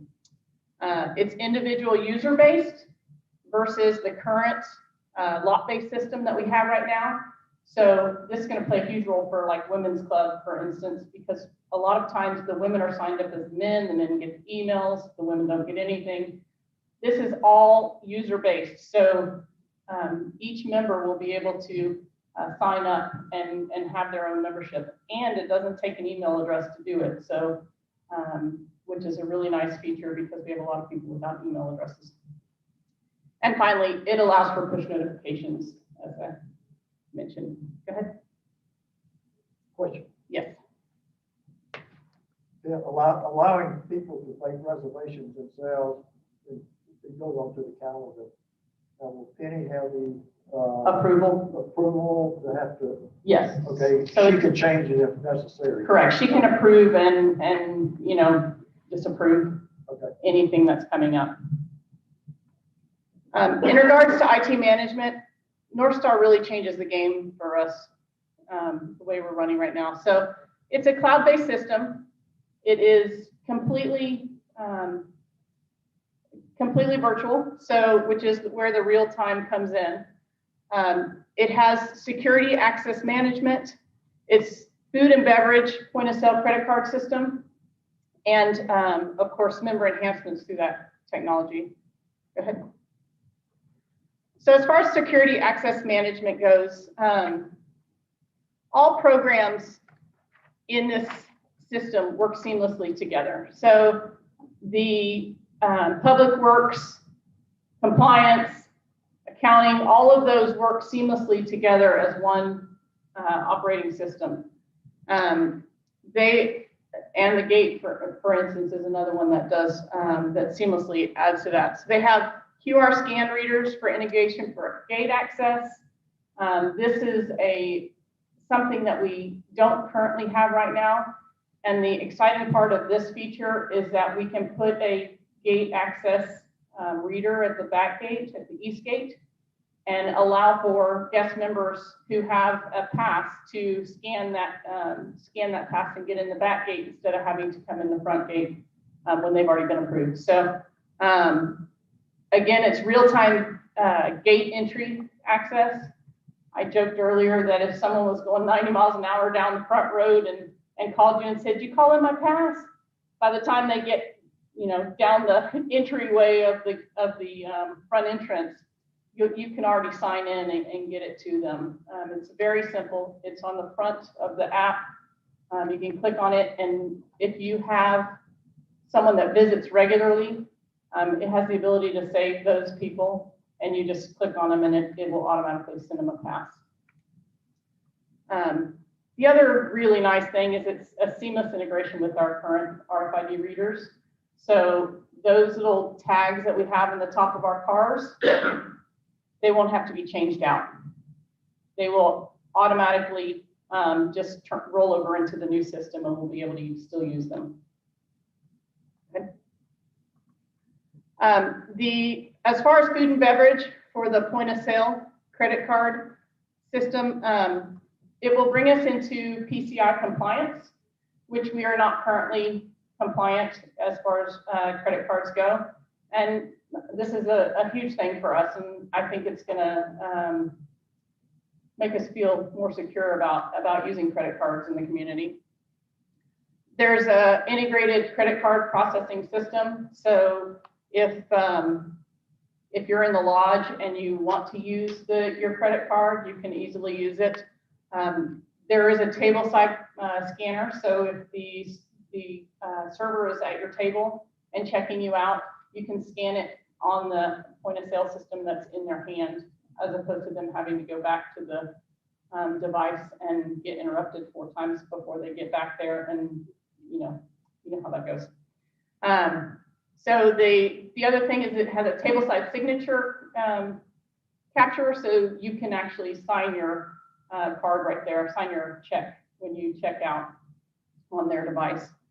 And the other nice thing about this is probably one of the biggest wow factors when we were watching it is on your app, when you're on the front screen, there's a little money sign when you're eating dinner. It actually shows that you're in there eating dinner, and you can click on it and you can see exactly what your order is.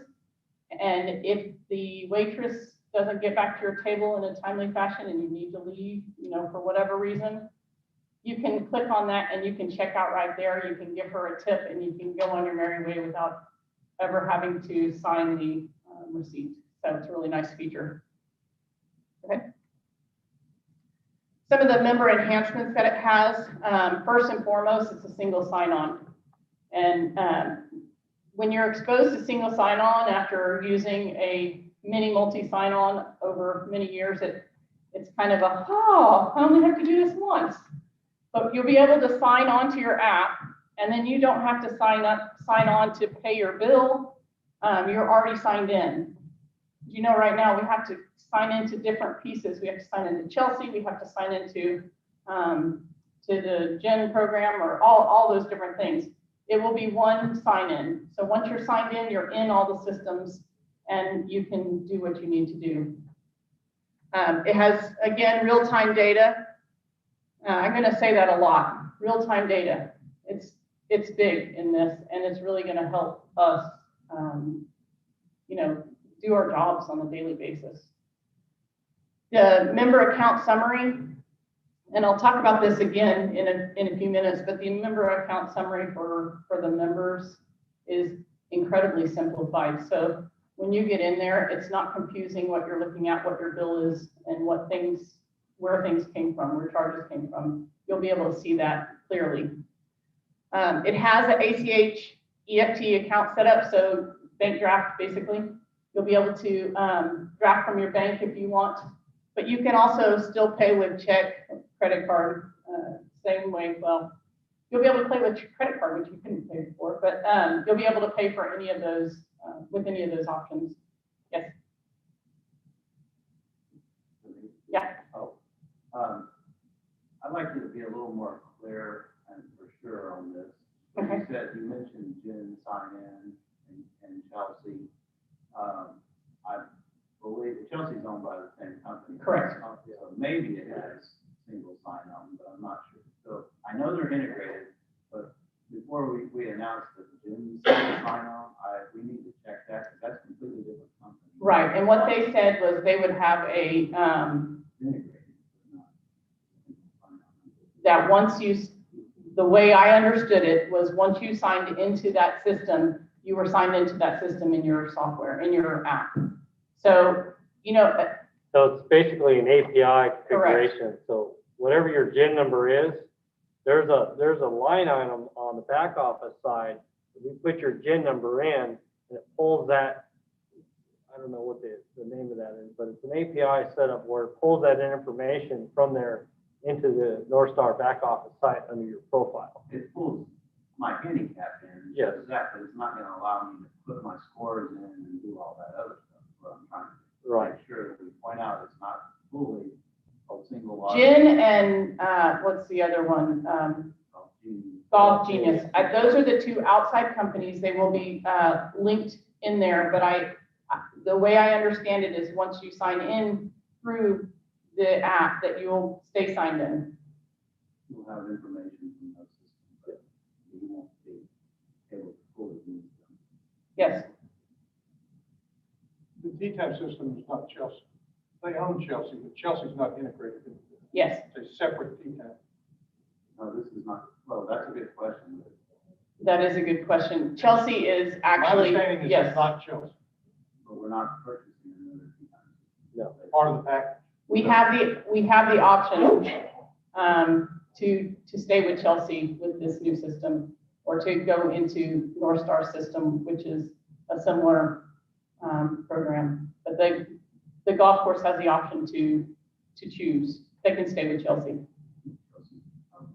I've heard that Chelsea is better. So they will have to decide that on their time. That is a golf course decision, a Brown decision. Yeah. Okay, so go ahead to the next one. As far as administration goes, there are three benefits for three main things I want to cover in administration and finance. The first one is financial statements. The second is accounting, and the third is member enhancements. Now the financial statements will allow for 24/7 access for the board of directors. It will allow for a broader search function, and let me back up, I shouldn't scan over that fast. You guys will have access 24/7 to all board financials, and you can get in there and run your own queries that you need to run. It's a big upgrade from what we have right now. You'll have broader search functions. You'll be able to do a lot more than you currently can. One of the nice features of it is it has a preset search that you can save preset searches so that you don't have to go back and put in all the details to do that search again and again every month. It's an automatic to help you out. There's real-time reporting. So when you go in to do a query, it's right now, it's up to date. You don't have to worry that Crystal hasn't put in this or done that because it's the current, it's today's number, right now's number. So the other thing that Crystal pointed out is it's easier to download. So when she does a treasurer's report each month, it's not going to take her an entire day like it does right now. She's going to have the ability to make that a little bit simpler. on her behalf, so. As far as accounting goes, the first thing that is going to make a huge difference is right now, our system does not track true delinquency. If someone makes a payment and their payment comes up with insufficient funds and they can't follow through with that payment, it actually makes your account current, and then the accounts have to go back in and backtrack to find out where your missing funds are and reset the system basically. So it's going to take a lot of extra time that's spent right now away from Crystal's workload. Something that probably doesn't mean a whole lot to the general public is the unlimited charge codes, but Crystal's very excited about the unlimited charge codes that are going to be available. There are electronic statements.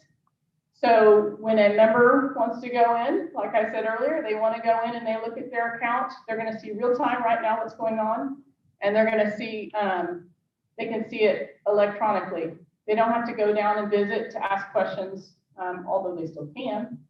They don't have to. The other thing is that allows us to save money on mailing when we send out the statements every month. So those people that want to go electronic can go electronic. As far as accounts payable, it will allow for default distribution for vendor accounts and will back itself up. For journal entries, it'll allow for the ability to attach a copy of the backup in the system, which ensures we can always easily review data and details when necessary. And the yearly audits, one of the things that the accountants asked for last year was access to our system.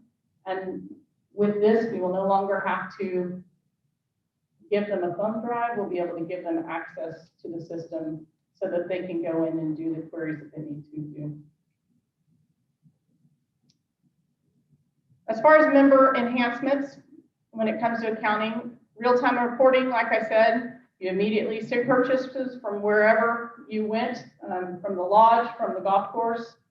Accounts can be updated at any time. So if you change your email address, you can go in and change your account immediately. And it will reflect throughout the program. Right now, that's kind of a hit or miss. We have to go here and there to make sure that our accounts are, that our email address is updated and that kind of stuff. So simplify the monthly statements, like I said, make reading your statements a lot easier. And again, multiple payment options, that's a big one for the community. If they can pay with their American Express finally, so I know there's quite a few people out there that'll be celebrating. Go ahead, security. You can pay through your bank, credit card, or bank draft. And you're able to set that up in your profile once you get logged in. And you can change that at any point in time. So that's the other nice thing.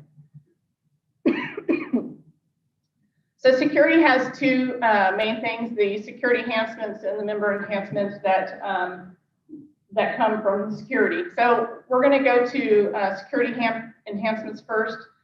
The first thing that you will be able to, that you'll notice as a member is the QR readers that we discussed earlier. The front and back gate, you'll have those QR readers to get in.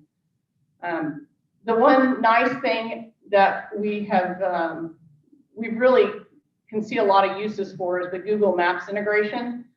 If let's say a security guard is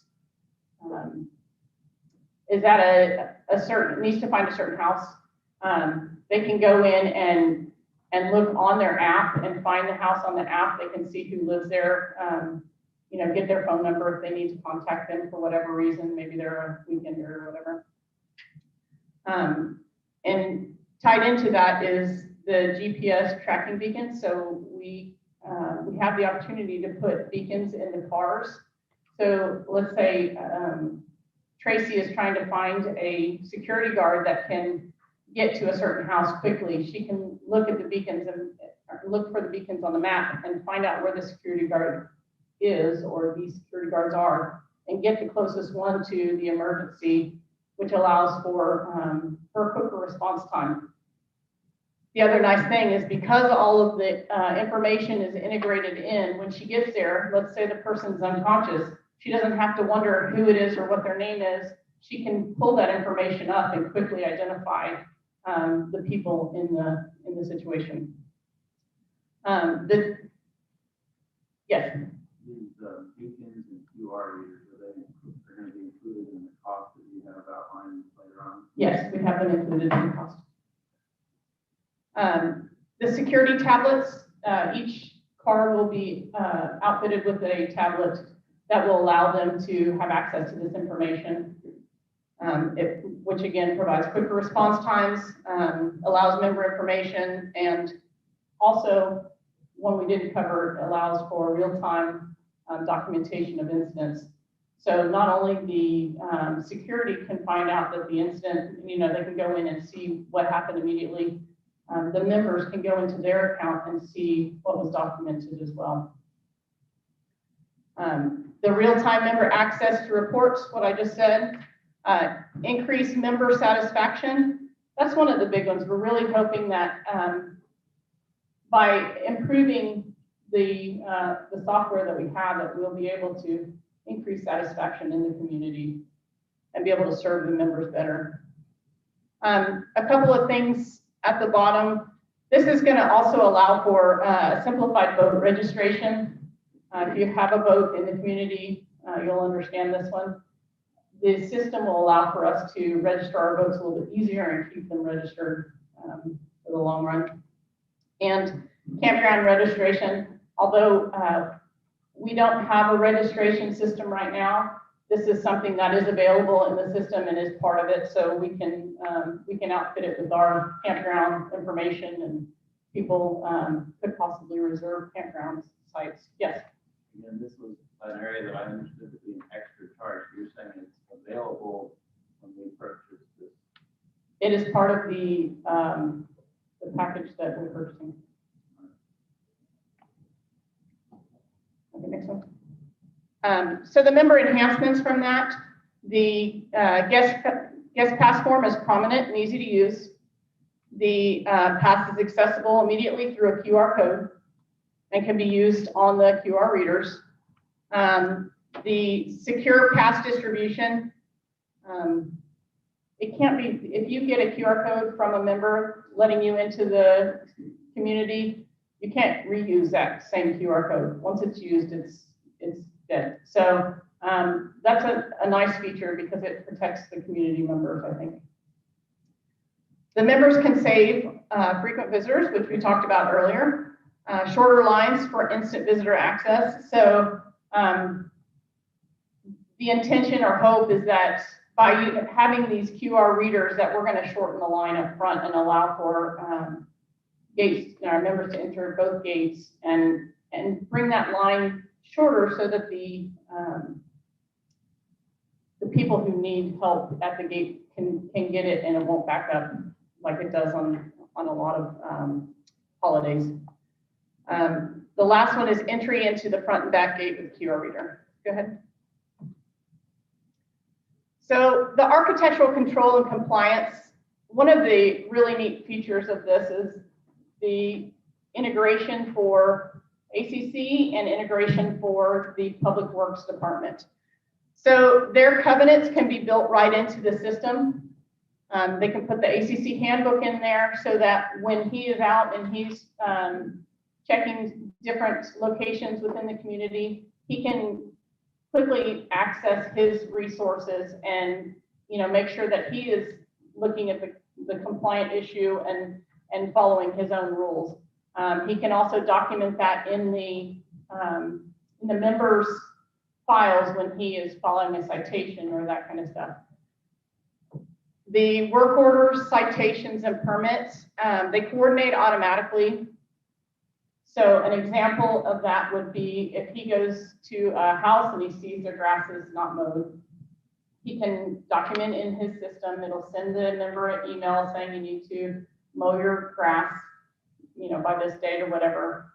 And then he can send himself a reminder in the system that will tell him on that due date to come back and look. On that due date, he comes back and looks and realizes they still haven't mowed their grass. He can then, click a button basically and send a message to Public Works to mow the grass. It'll send a message to Crystal to charge the community member, and it'll send an email to the community member telling them that they have received a citation and that their grass is being mowed for them. It will also file that in their account so that it's easily accessible later on.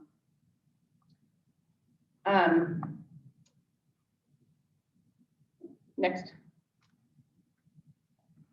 The Public Works Department will have the similar ability to work through the system.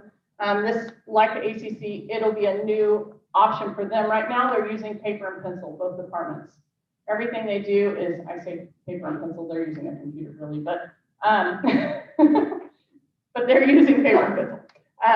Anyways, so the Public Works Department will be able to track work orders digitally. They'll be able to justify staffing levels with those work, like if they're seeing that they need more people on grass on this certain day because of whatever, they can see that in the system that they're constantly putting more people on this area on this day a week or whatever, and they can staff for that. The ability to evaluate the workflow, so if they're doing if they're working on a project, they can see that this is where they are in the project, this is what's coming up and they need to plan for, and really look at with the end goal in mind. It makes it a little bit easier for them. They have the option to justify replacement needs of, let's say, mowers or weed eaters. If they can see that this weed eater's been used for 10 years now and it's still, kicking, but we know it's starting to show wear and tear, and we definitely need to get a new one, we can justify that. The tracking of tool equipment, seeing how many hours are put on different things. The job assignment and time tracking, how much time it takes to do certain jobs. They can document that and keep track of it. The fuel tracking, this was actually recommended from our auditor to track the fuel of that we use in the community. And this will allow us to not only track fuel, but track which machines it's going in and who's using it the most and how that's impacting the bottom line. And finally, the boat storage, registration, gate enhancements, and mapping. This software actually gives us an opportunity to really change the way we do that boat storage. And although it's something we'll have to work on, it is definitely an option to create a new system for that boat storage. So lodge management has 5 different parts. We have the manager of the kitchen, server, event planning, and member enhancements. We're going to start with the manager. The manager has the opportunity to do sales tracking for accurate scheduling. So if he knows that he sells this much money on this night of the week, that we need so many more salespeople or, waitresses or waiters in on that night. He can do detailed sales reports that are accurate to 15, 30, and 60-minute timeframes. So he knows really specifically when he's spending or when he's earning money and when he's not. The simplified menu upkeep will allow for them to monitor what they're serving, how much is being bought, and will allow them to see what their, if the cost versus sales, cost versus, I'm blank. I'm sorry. The visibility of open checks for sales validation.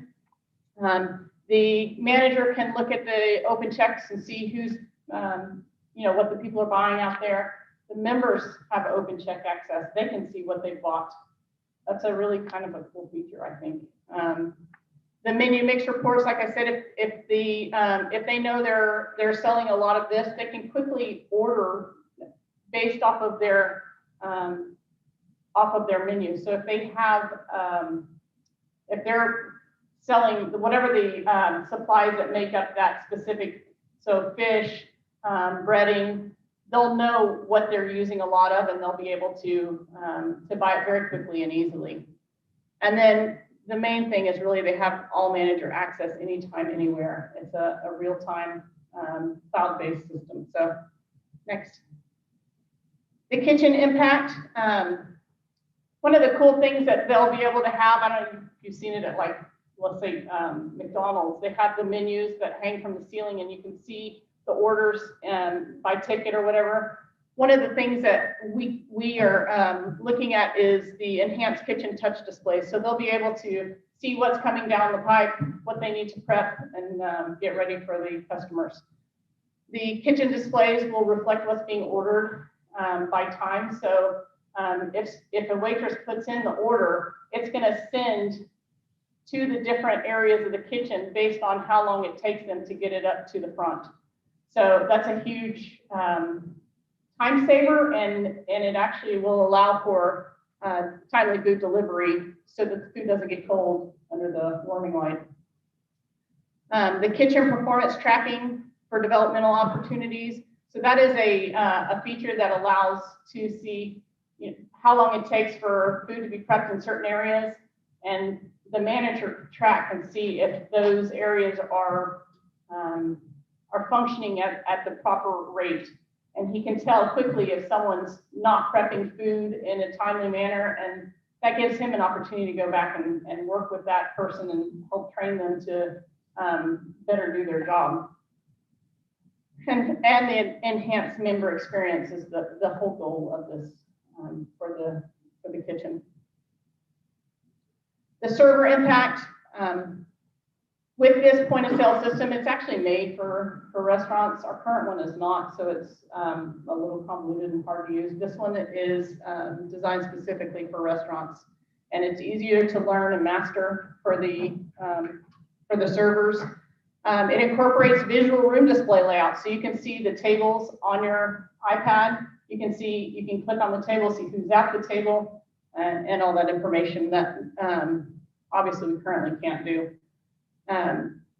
One of the ideas of the beacon that, like, they're put in the cars, you can also put beacons in the building. So you could put a beacon in the front and the back of the building. So when someone comes in, it notifies the hostess and tells them who's arrived. And if they are, you know, maybe they signed up for a 6 o'clock meal, it'll tell them that they've arrived and they're ready to be seated. And they can put them at the table on their device and, you know, get them seated in their seat fairly quickly and get them taken care of quickly as well. So the other good thing is the real-time reservation system. When the member wants to make a reservation, they can do it on their phone, on their app. They can do it on the computer at home. They can reserve a spot. They can say they want to be in the 19th hole or outside or whatever, and it will save their spot at the time that they want to, as opposed to calling in, which is what we're doing right now. Yeah. This is all hardware that's part of the system that we're talking about purchasing. What do you mean? All The touch displays? Yeah, everything that you went through. It's all in that. Yes, we have it. We do have it in there. It's in the. Okay, yeah.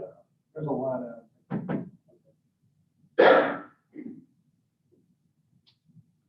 The event planning. So the biggest thing is that there's no more paper scheduling books. The standing meetings can be added and repeated quickly and easily. The remote work accessibility makes it really nice for the managers who are not on duty to go into the system and be able to make changes to an upcoming event that's going to happen. The events are integrated into the app so that members will see what's coming up. They can see in the calendar, but they can also see visually with, like this one, with pictures that they'll scroll through on their main screen. They can have access anytime, anywhere. The managers can, the members can as well. And again, it's real-time data, so if something changes immediately in the event, it can be changed in the app, and it will be reflected in everyone's, you know, devices their devices at home, so. And with all that, the kitchen will provide a simplified dining experience. One of the things we didn't talk about is the grab and go service. We've all experienced that during COVID, the grab and go, where you called in your order. We no longer have to call in with the system. You can order your food on the app itself. And not only that, you can order it for the time you want to pick it up. So if you call in, typically they're going to make it right then.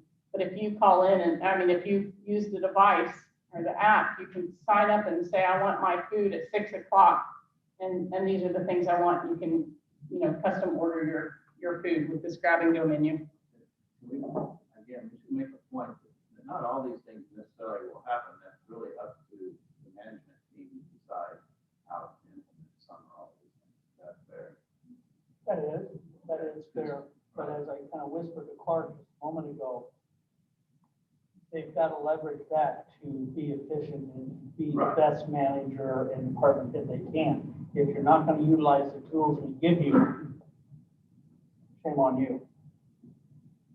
I know, but if you, my point is sometimes when you implement all these tools, that's nice, but then it creates other challenges in other areas. So, and we're saying, oh, you can do this. Well, we get be careful exactly what's going to get implemented right away, because we're letting the membership know what's getting implemented right away. It may not happen right away.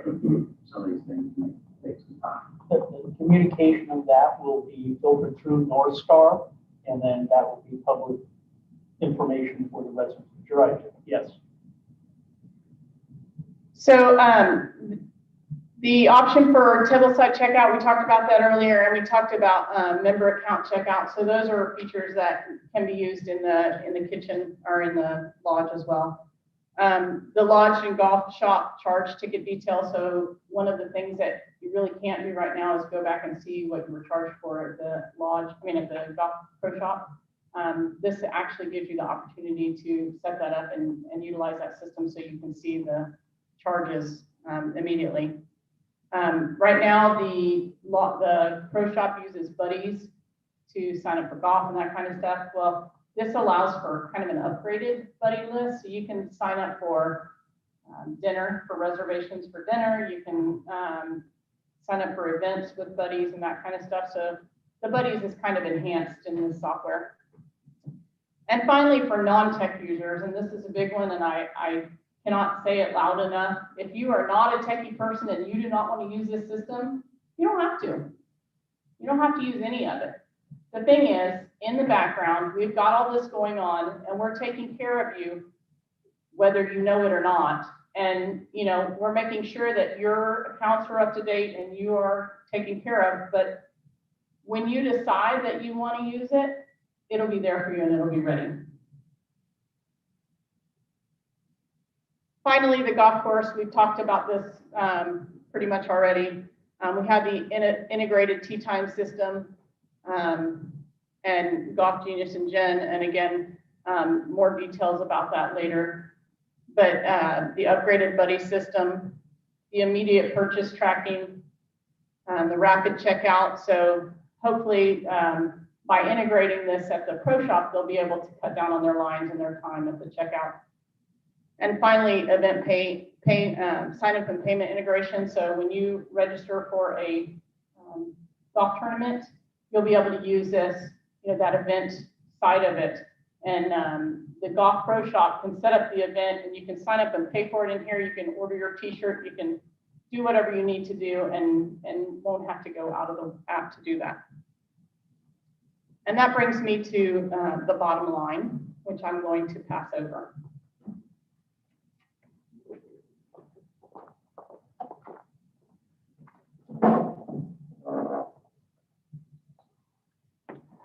So in this particular slide, we have some different colorization because there's some to determine ability to where we're going to pay for this. The actual software cost, including not additional upgrades, but the actual offerings from North Star to our community is $68,800. Yeah. I think we should clarify that is not a software cost. That is the cost to set up the software. Correct. Correct. And within that is. And training. And training, absolutely, which is critical for the success of this. And within that, there is a couple of components of how much you pay, you know, basically 50% and then the other 50% as the progress of the project moves forward. Integrating the team travel and lodging, right now, that is a relative term of 10,000. They gave us a figure of 47 and change, and then we added for the travel, and then we added additional dollars as a part of a contingency for that. So that's where some of the contingency is put in. The actual hardware upgrades, as Jim kind of pointed out a little bit ago, is there enough for that? That's been detailed at about 6870 for the needs within the lodge. Yes. Yeah, I'd like you to detail out that more, because I heard about tablets in cars and security. I heard tablets in ACC. I heard tablets in the lodge. I heard POA, or credit card reader devices. I heard devices in the kitchen. There's no way you're buying all that for $6,800. Scott, can you address that, please? Because there's quite a scheduled detail on that. Go ahead. Yeah, that's everything that you just said, is that dollar amount right there. Yeah, I'd like to see that. Okay, we'll be glad to get that for you. Moving forward, this is a straight across server cloud expense of 2,000. Within the proposal is a 5395 service fee is a little bit misleading in terms of that. That will be the ongoing monthly fee. That's where North Star quote is making their money, as they're hoping that this is a 5 or 10 year long-term relationship. That's their carrot within this whole pie. And then a project manager. When we contacted the 3 references from North Star, all 3 indicated the need for a project manager. 2 of the 3 indicated that they identified a project manager early on, and it was very instrumental. And the 3rd one, our friends just down the street at Ropes and Ranch said, well, I think we can figure this out, and did it halfway in and said, oh, that was a mistake. It ended up being very costly.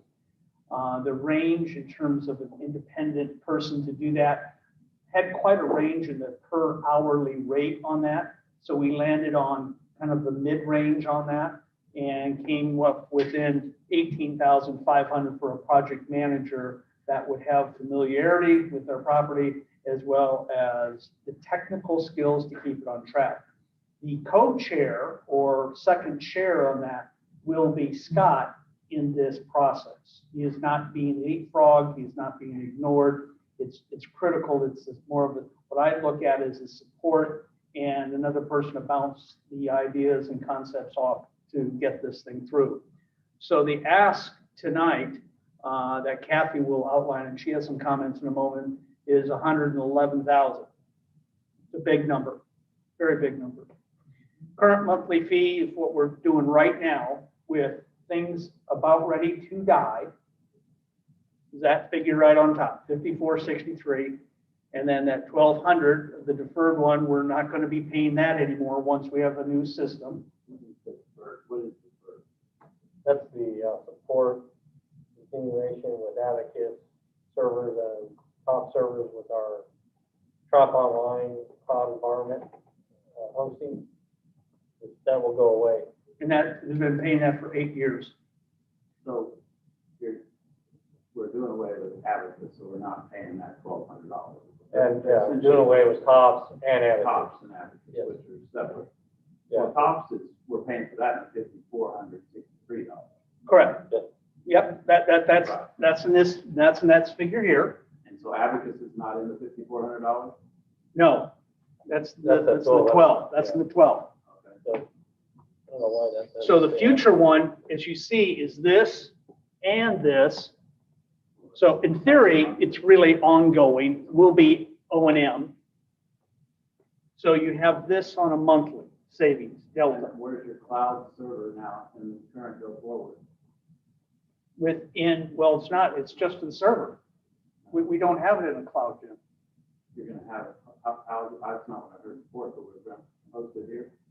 No, the cloud server is is the $2,000 over here. That goes on for, it's not just a one-time cost. And the rest is built into the 5463 or 5395.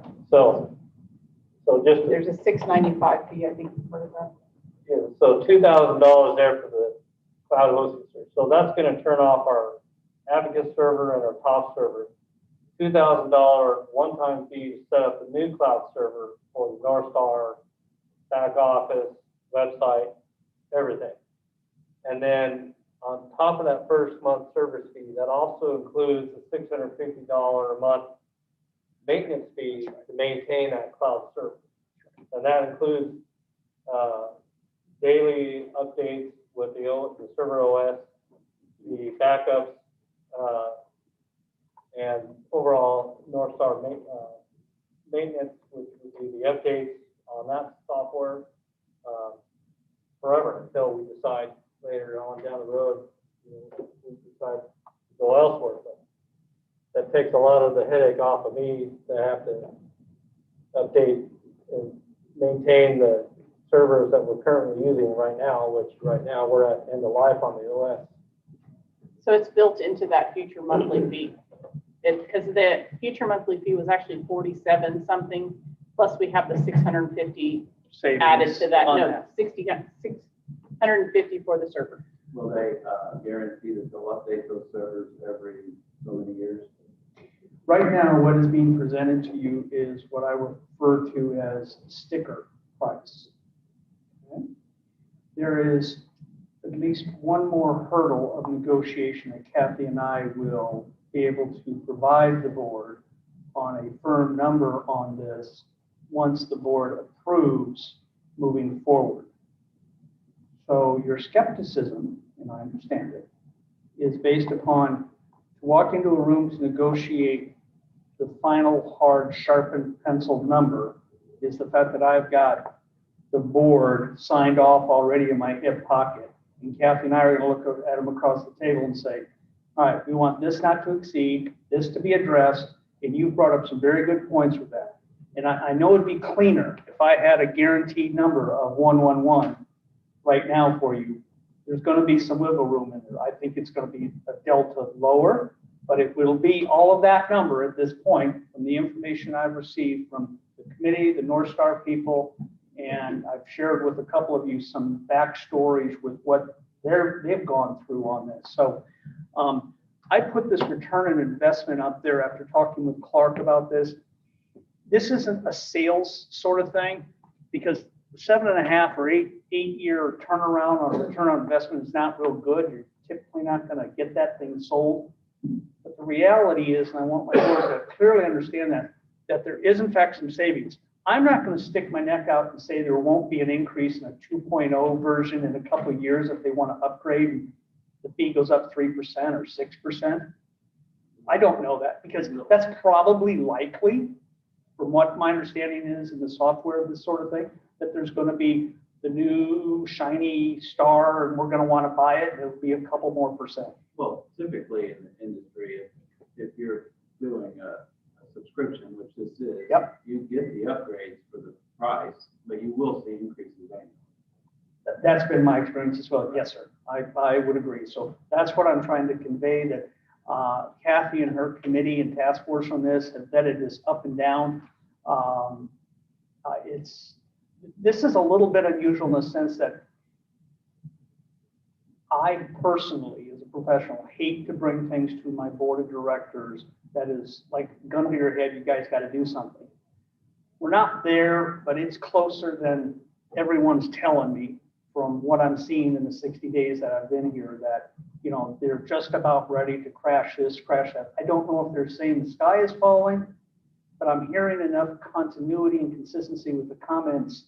And then when I look at the dates of the previous implementation, it's got to be awfully close. Now, could we buy another 6 months?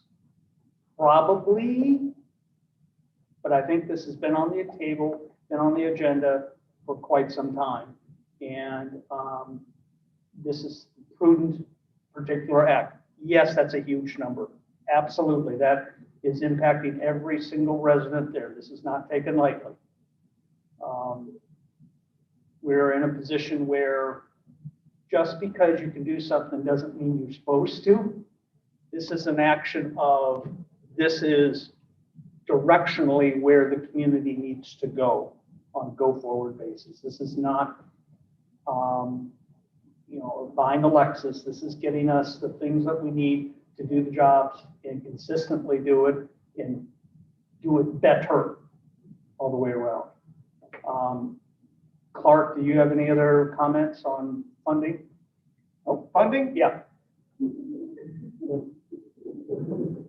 Because that's where that is. They're gonna say, all right, where are you coming up with the 111? Okay. Yeah, I mean, is that what y'all- Yeah. Is that what you were speaking of? Okay. I laid out some stuff for you last month, what we had.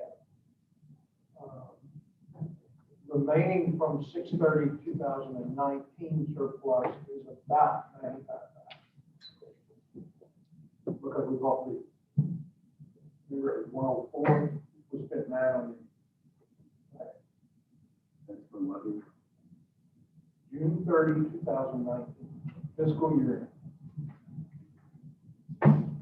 Okay? We met with the auditor. You remember we talked about, and that's audit.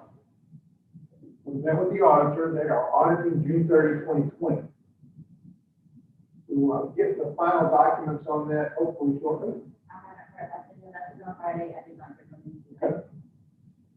If you'll recall, the preliminary draft we looked at had a surplus of 56,427.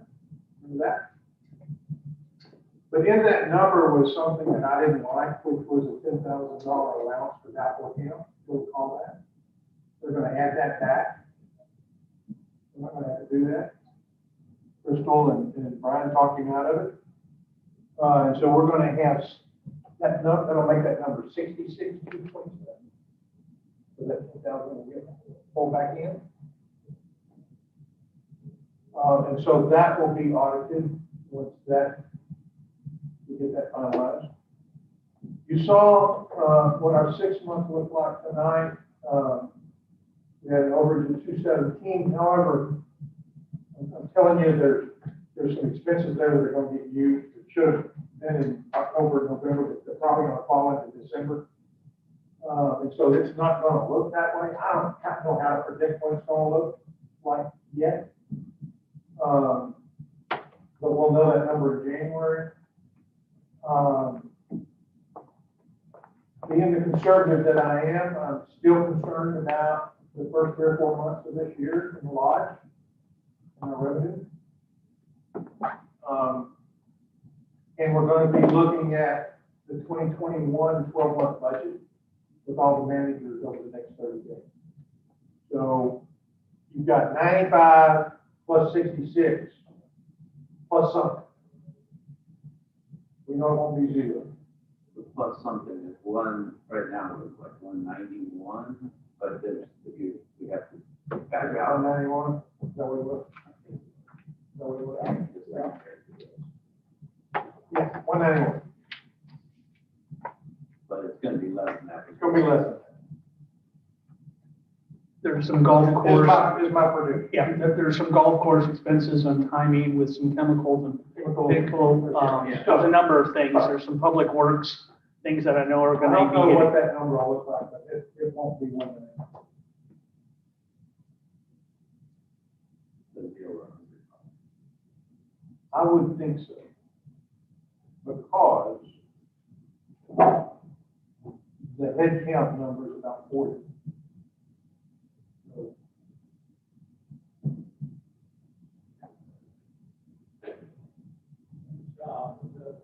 Pete's done good on head sales. Thank God for you. But he created taxes for us. Add an average tax rate.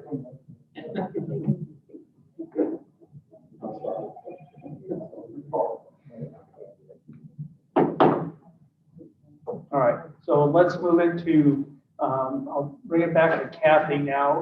She's been the driver in terms of the research and discovery of this particular subject matter for it. and she has some comments that she'd like to share with fellow board members.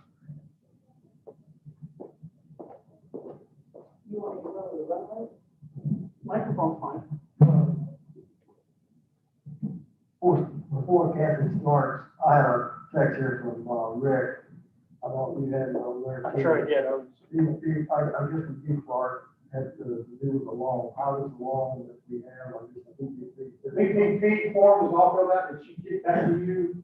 That we're good? I did not hear from her today. I will be back later tomorrow. What Crystal has done is we got the email with, I'm sure Rick's listening. We got the email where we hit the button for First State Bank. We had to fill out the forgiveness form and scan in our evidence.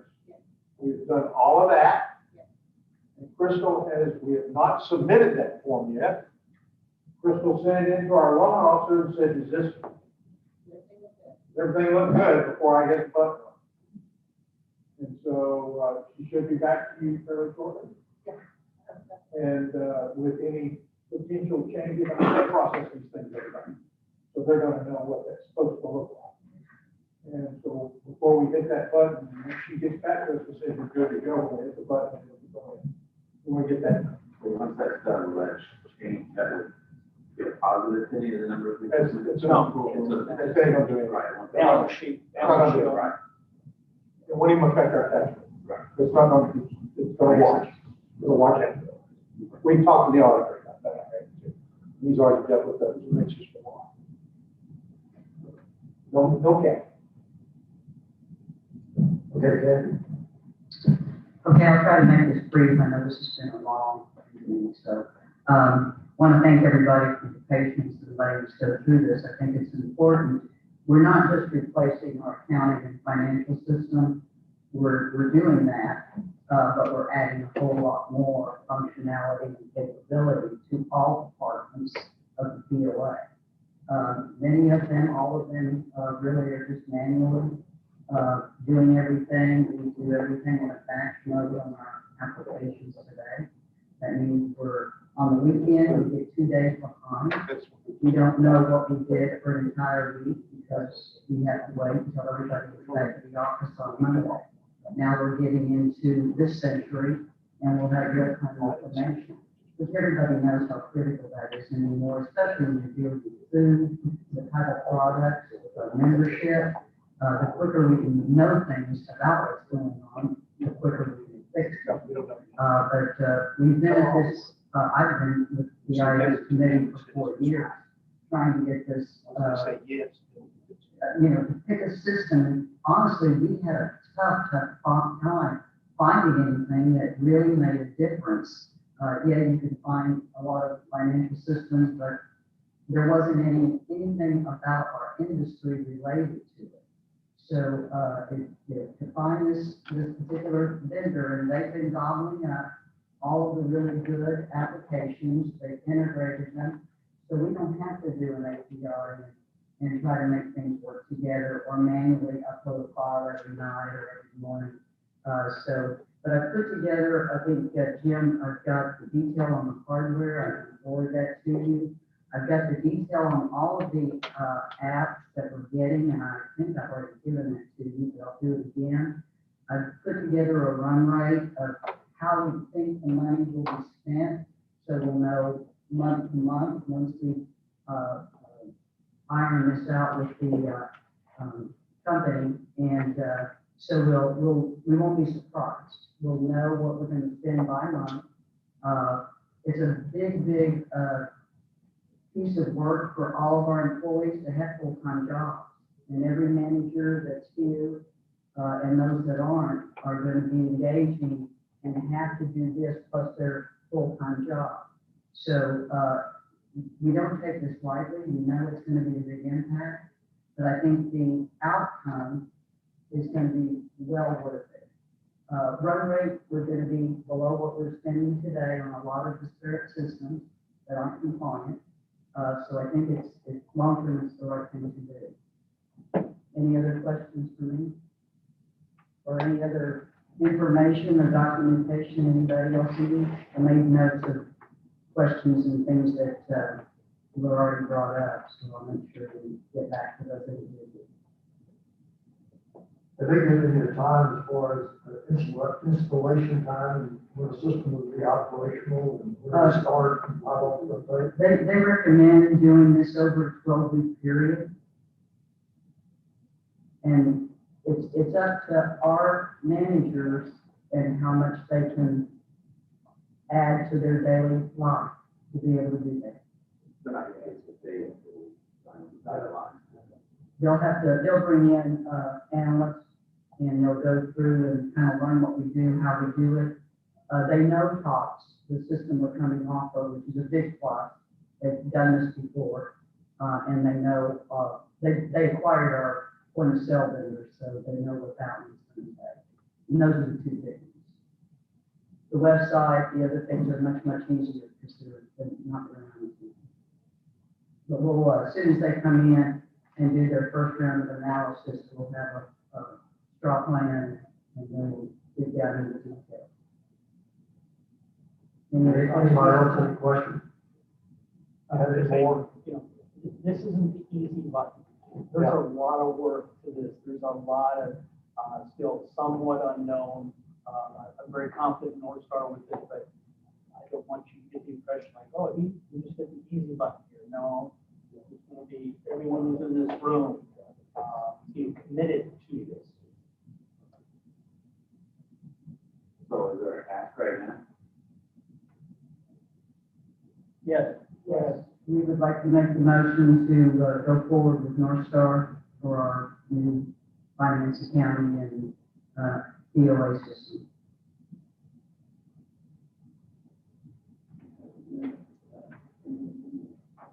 And we really do that tonight since all we have on the agenda is the presentation. We didn't have to take any action on it.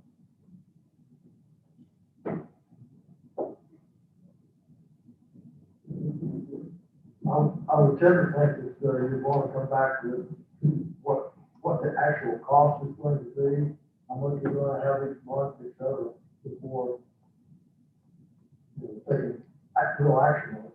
That's my opinion. We can't do a negotiation if we don't have approval to buy.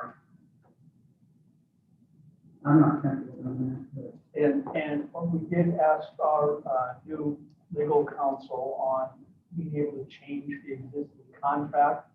And his estimate was a minimum of 6 months and $10,000. And he didn't share confidence in being able to move this particularly far down the road one way or the other. I still have a lot of, I'm totally behind purchasing more software.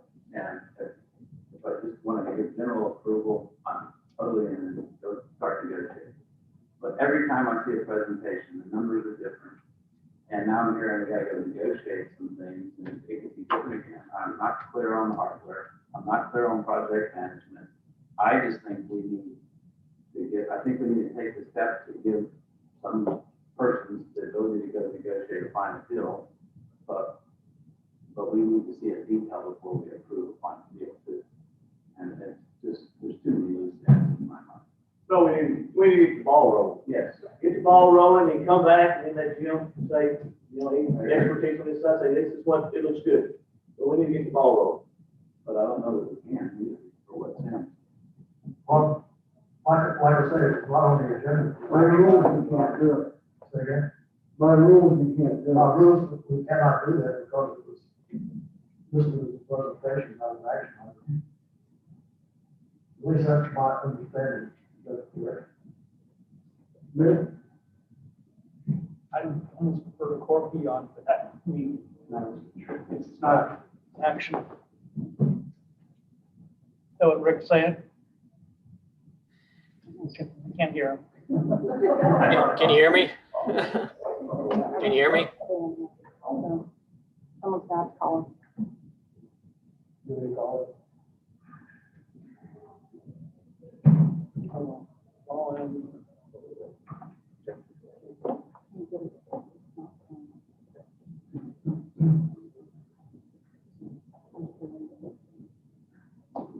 Hey, Hey, Obi-Wan, how are you? all right. The taking action issue is where we are right now between the Rubicon. Right, right. Yep, yeah, I was worried about that. But I think we do need to move forward on a timely basis. So I would suggest if we need to schedule a Zoom meeting next week to do so and see if there's any other questions that Jim or Sam or anybody else needs answered in that time frame. We can try to get them good, solid answers. But I would like to see us move forward on a timely basis, and you know, a Zoom meeting next week would work good for me if so with everybody else. So can Kathy and I, on a conference call with the North Star executive, indicate that she has the proxy of the board in her pocket, but has some questions and needs clarification and actually specifics on some questions, and it's intended to be approved within 7 business days. Yeah, that sounds reasonable. Okay? John, Now, they could come back with the wrong answer. They could come back and say, to do that's another $20,000, and we can say no. But I need to be able to have something to say, we're really close. I'm fine with you informally, we can all not adjust, but you can go negotiate a deal and bring it back here, because we're not approving anything until we see a contract. We have the contract. We have a contract to everybody. All the numbers, the contract requires numbers. The contract has numbers. I forwarded that to you 3 months ago. That's the 60. It has not changed. It will if we can negotiate it down. So then they will update the numbers. Like, they're not gonna add the project manager. There's other, so we have other costs too, that we still Correct. find before. Correct. It keeps changing, so. I don't, personally, I don't, but you can go negotiate a deal on that.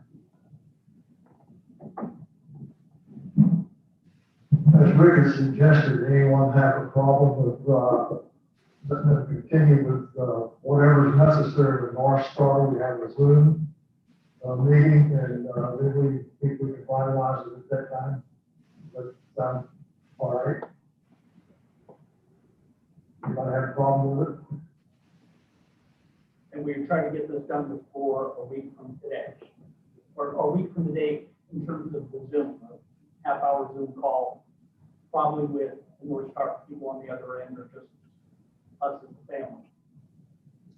Yeah, it would need to be just us, us and the board here, not to include Zoom. Do all the talking with North Star, you know, separate. Yeah. All right. Okay, moving to the next item, long range planning with, Jim Evans, survey. Do we need to take a break before we do this? Is it gonna take a little while? No, they won't. Well, let's take a 10-minute break, we'll come back in. Be back.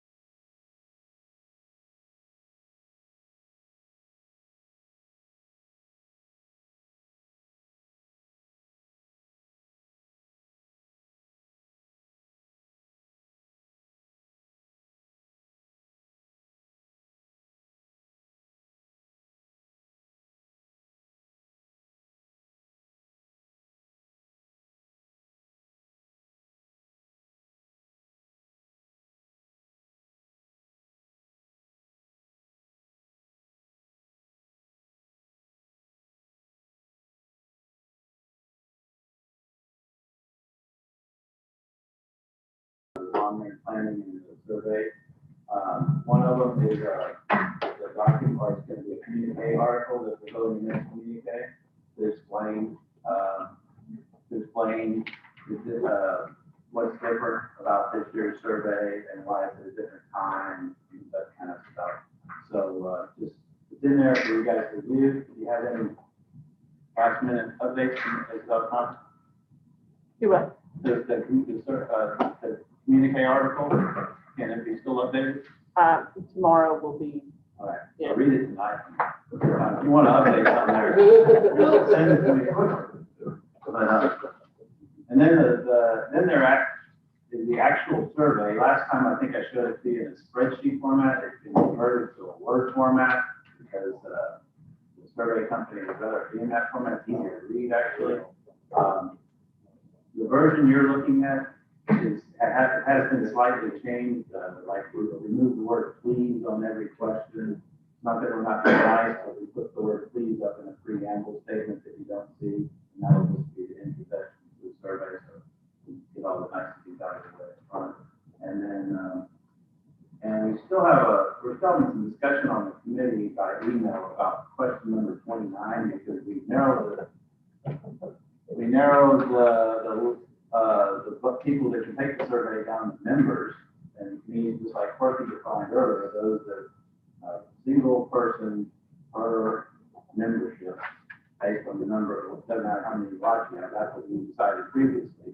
So if that's the case, if we ask the question, are you a lessee, or are you taking care of somebody, you living there taking care of somebody, it doesn't make sense because they can't answer that question anyhow, so we're contemplating just dropping that question. So that would be the only change. So you guys see something you don't like, just tell me, and we've got that survey format into the survey company, our voting company, and they're going to give Scott and myself an estimate for what it takes and put it into the voting system. They give us a number. Previously, this is a whole number, but he just got an email from them. it's bad. Oh, I could read this email to you. It's, Or she sent it to myself, you, and Ann. it can wait. We can do that. Yeah, we can wait, yeah.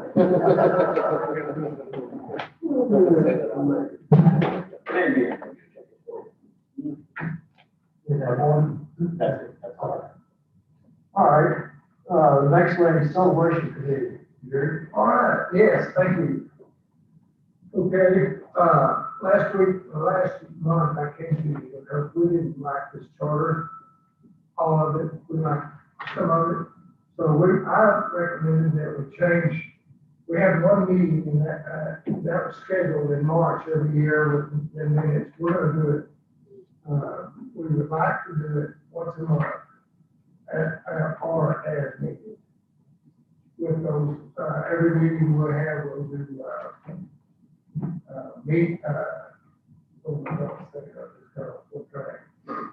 the minutes of that meeting and have them available, online, so. Is it online or if you want to, okay. And the other thing was,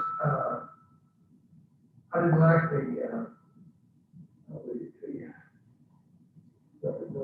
where it said, the sentence shall, committee members consist of a representative from each group, club, and organization operating the Lake Highway. I wanted to review that, we knew that, we are clubs, and it says in here how we want it done, that possible, the committee shall meet of that and agenda, which meeting will be there.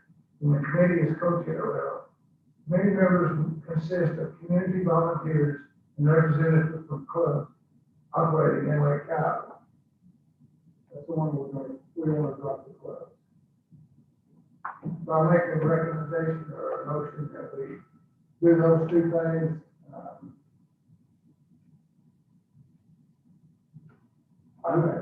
Do what two things? Got clubs. So this is not a red line. Yeah, it's reworded in the new version. Is this the new version? Yes, it opens it up so that But it's community got members. representatives from clubs that he just said he'd like to drop the word Yeah, club. it does say club. Well, it restricted to only clubs before, and we're trying to open it up so it's clubs, community members. And community club. Yes. That was how we, I have a question. And another thing, because you didn't have no questions in there, we're gonna meet once a month I see that. instead of once a year. All right.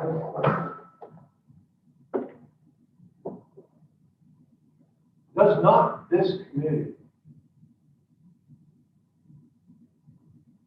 kind of oversee all celebrations that happen here? Why not? Because not all celebrations that happen here are community-wide. And in other words, there's some. I'm not talking about private celebrations. I'm talking about I'm not. any POA sponsored celebration, any Friends of Lake Kiowa sponsored celebration. But you're not going to be actively involved in it, but you're going to be like this watching everything, right? Not with the FOL. Yeah, I don't like that. I think this committee needs to be doing all that. Not only planning these 4 or 5, and when I say that, you say, but are not limited to.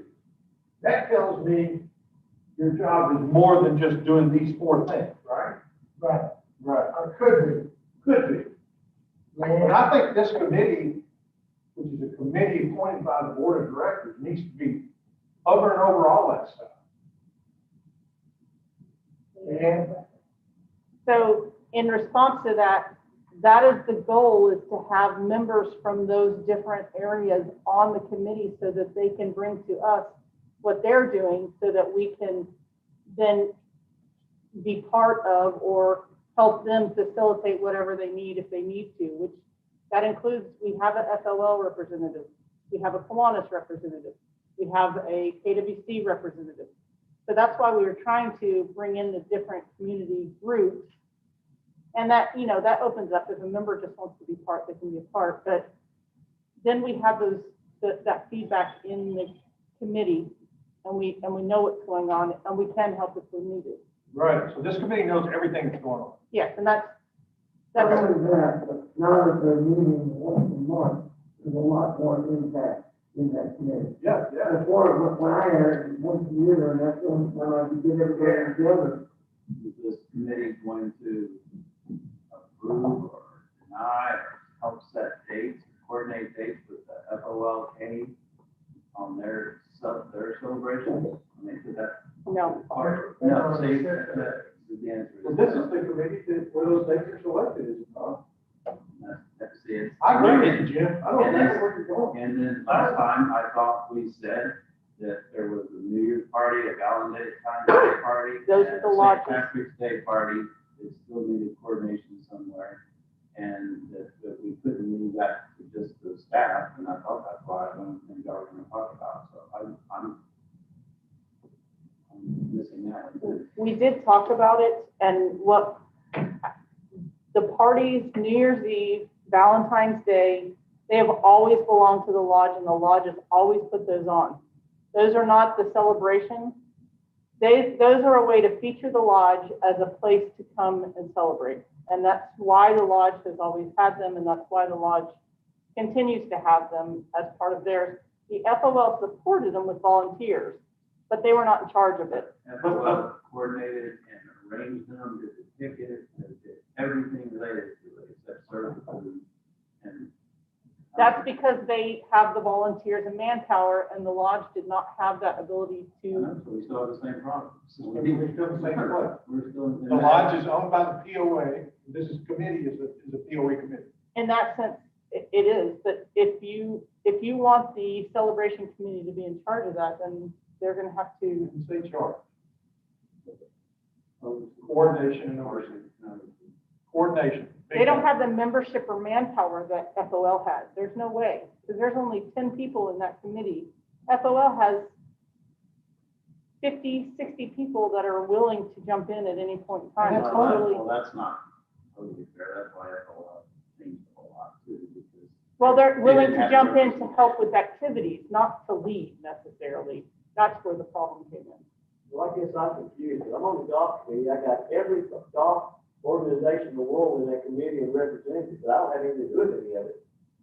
I don't have anything to do with MGA, I don't have anything to do with WGA. Exactly. My committee is helping get things to the board with dates, but I don't coordinate or do anything with any of them.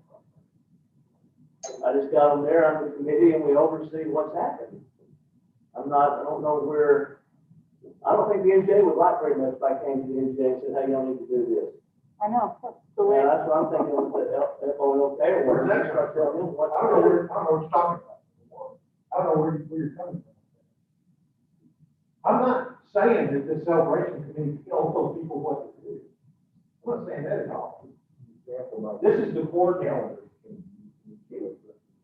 Date, so if you're asking him to get a date for everything, I can see that, where that would come. We say, hey, what is your celebration? And it's a coordination with what you're doing. Draw the date. Well, they did because, golf committee, we Kind of it watch took 3 months to the get picture that. goes down, right? Using facility. Well, there's only one day for New Year's Eve. There's only one day for St. Patrick's Day. There's only one day for Valentine's. Don't be a smart ass. Okay, so when's the holiday tree like? And you do a lot of other work going on. We need somebody watching all these parties that are going on up here and make sure that we're coordinated. If they're using our facility, if things are happening the way they're supposed to be happening, if they have a question, they can come to that committee and that makes its way to the board. That's what I'm saying. That's what I see this committee for. You want to make a motion for that, and we'll do it.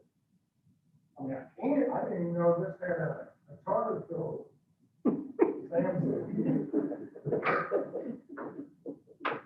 just think that committee needs to do more than plan 4 parties a year.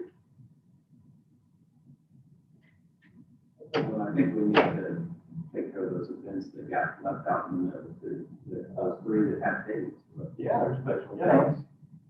Where, and who does New Year's? The lodge. Which is a POA function. And so, Veterans Day. That Veterans We're Day not is, gonna do that, probably, the ladies that's going to, auxiliary, yeah, and they're gonna do it. and But you still gotta coordinate all that stuff. I mean, they gotta come to you if they wanna do something. If they wanna do something different.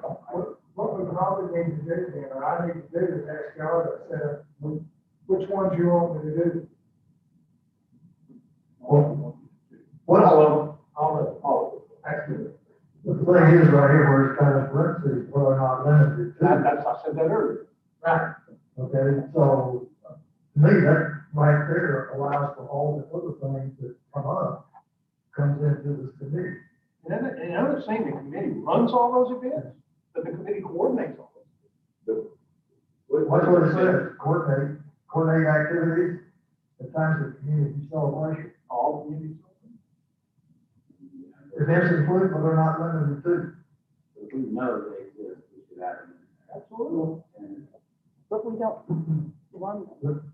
But then you're dictating to them that they've got to do it, and they've got another organization or another group of people that are wanting to do it. no, that's not. Coordinate? We don't have Not anybody, run, we don't have anybody to do New Year's, Valentine's, St. Patrick's Day. And what else? I think there are 1 or 2 others that got left off and you could argue whether you should or shouldn't. You just gotta never. Yeah, there's 3 or 4 that are out, never, is right. The FOL is only doing the concerts now, basically. They're gonna do, well, if somebody wants to do all of these others, they can come to the committee. We can't talk about it because So the committee can coordinate with them. Yeah. That's all I'm saying. That's all I'm saying. Here's the deal. We are redefining this role because the whole party situation has been redefined. With the FOL disbanding, everything has changed. So yes, would bring more work on that committee. But it has to go somewhere. Go somewhere. Somebody has to keep an eye on it. Does that mean you're gonna have to run those? No. It means that you're the go-to for the POA. Does that make sense? Yeah. That's what I'm doing. But if there's an event that we don't have enough people to run, you get to go find somebody to help you run. That's not hard. I mean, we do that all the time. Then you said that someone was gonna help on that. Right. Let them do it, you coordinate, but then for New Year's, if you need to find a committee to report to you, and help the staff plan New Year's. And same for any other event. And then if you ask me that, who else could coordinate through this committee too? There's not that more than FOL. Well, FOL. Okay. What swings the law and how swings the law. So they should coordinate their celebrations with the community too, so there's no overlaps and no conflicts. Okay, let's get back to the agenda here that we got. He's wanting to make this change as far as to the charter. Now, in the last month, I think we approved the charter that you came up with before. No, we didn't vote on anything. It's in the minutes of the meeting. They said that they were gonna, he was gonna go have a meeting with this committee and they were gonna redo a bunch of pieces of the chart. And I thought they were gonna come back with what I just described and Jim just described. I thought that's what they were gonna get back. Okay. And that's not what we got. Right. Here's where the celebration committee, they went, Jerry went through the different things that he had. And as Jim Adams' motion and was seconded by Steve to approve the changes to the charter as discussed. Motion passed 9-0. For them to change the chart. Right? For the change that we recommended for the last meeting. That's how we got the change that we want to make a change to now. We also said, I didn't think we voted on it. It's in the minutes of the meeting. Okay. they have, but we also said that we can go back and discuss other and A lot of other questions. and add to it. And bring it back again. So that brings me to the question, what we approved last month is being changed now to add No, more to it. no, this is the changes. This is the changes. We're bringing it back. The last month, it did not have clubs in it. Last month, we were told to adjust that. Yeah, it The did. original one had clubs in it. It had required club. Yeah, we were told to adjust it to open This it doesn't up have because, required.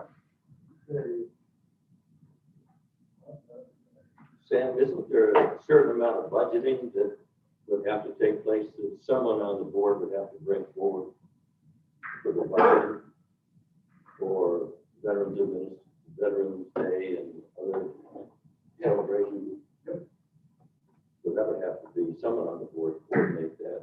Well, the number's already in the budget, and they just gotta play with the number. But if they need more, then they gotta come in, and they gotta go through this committee. Yeah. Then I'll read from the minutes of last month's meeting. I'm not trying to be argumentative about it, but I think we gotta go by what we had in the minutes. It says that, committee members, we recommended that the sentence that said committee members consist of a representative from each club group and organization operating in Lake County be revised by striking the word clubs from the sentence. After further board discussion, the sentence was revised to say, committee members shall consist of representatives from the membership in Lake Iowa, period. So clubs was taken out last That's month. not at that meeting. We did that last week, didn't we? Last Thursday. yeah, I meant, we had a meeting, it's the second Thursday. Something He's like talking that. about the last board. I'm talking about the last board meeting that we had, clubs was taken out of it. so we'll modify So it. now we put clubs back in. Well, we just opened it up. We can modify it back. We opened it up to say anyone, members or clubs, whoever wanted to be in it. Now, all I'm trying to get at is, what you want to do is revise what we did Right. last month. Is that correct? By adding one clubs operating in Lake County.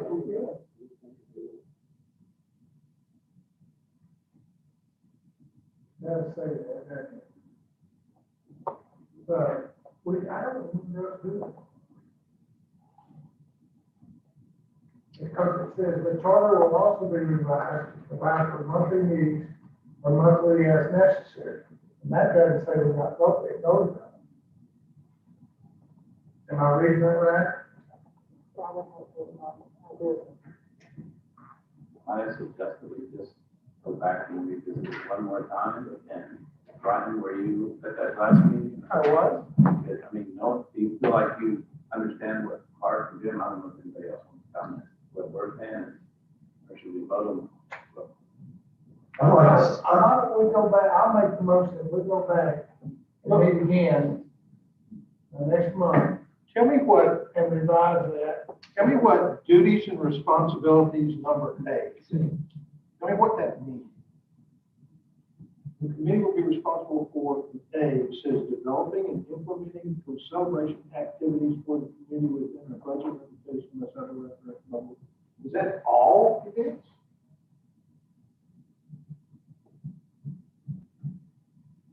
Doesn't say all. This is going It doesn't say certain either. to.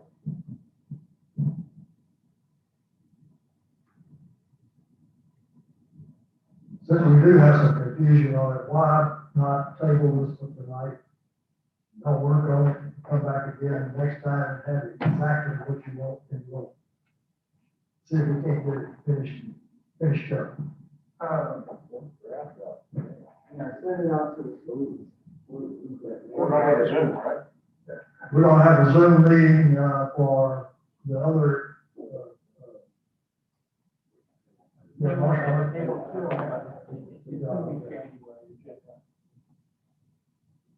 wanted to include everything out here? If we want to include coordination of all events, and it needs to specify the live events that happen here that are coordinated through the PLA, because those are under the staff, they need guidance from this board and a committee. okay? Yep. Do I need a motion to, have this table for tonight? Yeah. Let's table this, one. I make a motion to table it tonight. Second by Randy. Everybody in favor?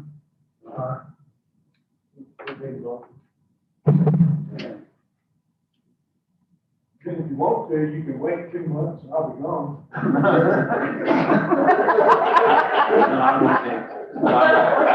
You will too.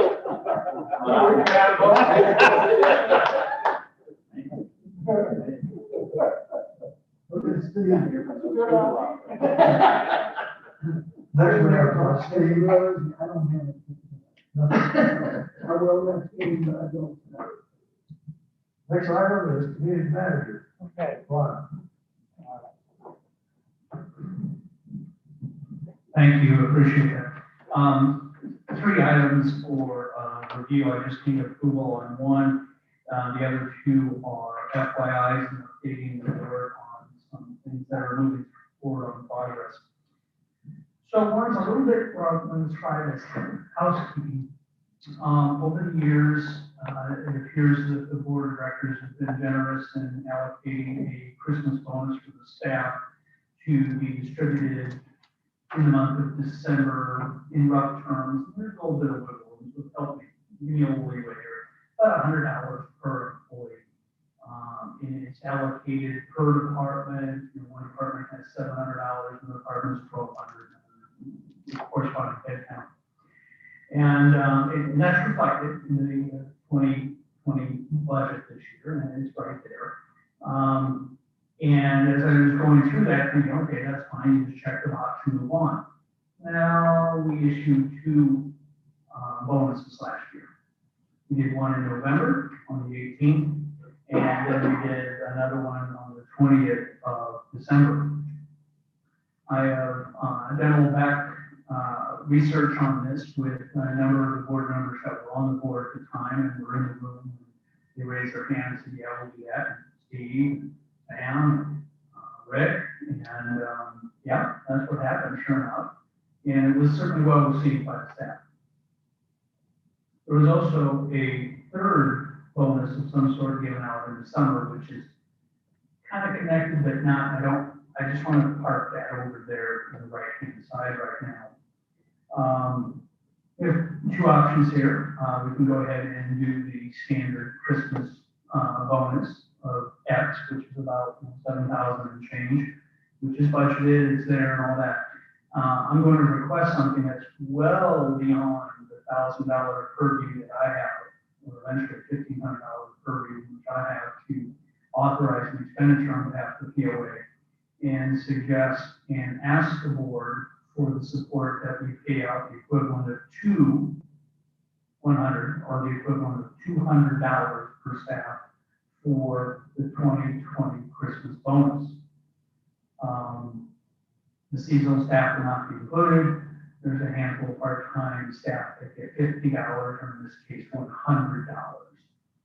The continuity of transaction and what has been done in the past is what I'm trying to do here. I'm not trying to win the day, curry favor. This is my recommendation on this. I will certainly execute what the board indicates, but I put it on my manager's report and on the agenda in open forum that I believe that this is appropriate. And yeah, it's not a small number.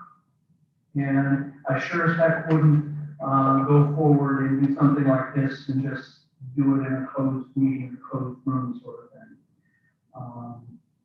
And I just asked for either Steve or Sam to make any comment, because we talked about this individually. And Clark, that great. I mean, he and I had frank conversations about this. And like open it up for discussion. And at that point, I would like for raise of hands, as I say, give me the direction that my board needs to give me. Thank you. Do you want to have any comments? If I wasn't here, why, could you provide some history as to why there was a bonus given 1 month and you turn around and do it again the next month? What happened was, we decided as a board, we had a rather large surplus, and felt like the crew had done a great job, and felt like it would be good to add an extra one. Now, here's my opinion on moving on this here. That $100 bonus was started a long time ago, and $100 is a lot of money. And not that it's not a lot of money, but it's a bonus at Christmas is made so that you can buy stuff for your family. That's what I've always done in the businesses that I'm involved in. And I just think upping a little would be a good thing. I think especially this year, the Lord has been tougher for all of us. And the crew, no doubt. So that's my opinion. Thank you. Anybody else? Comment? So is this budgeted? Just half. Okay, so there is. He does that. 7,000. There's 7, and he does. He wants another 7, you ask for another 7,000. And we, just for clarity, we just we have unbudgeted projects of $100-something thousand out there.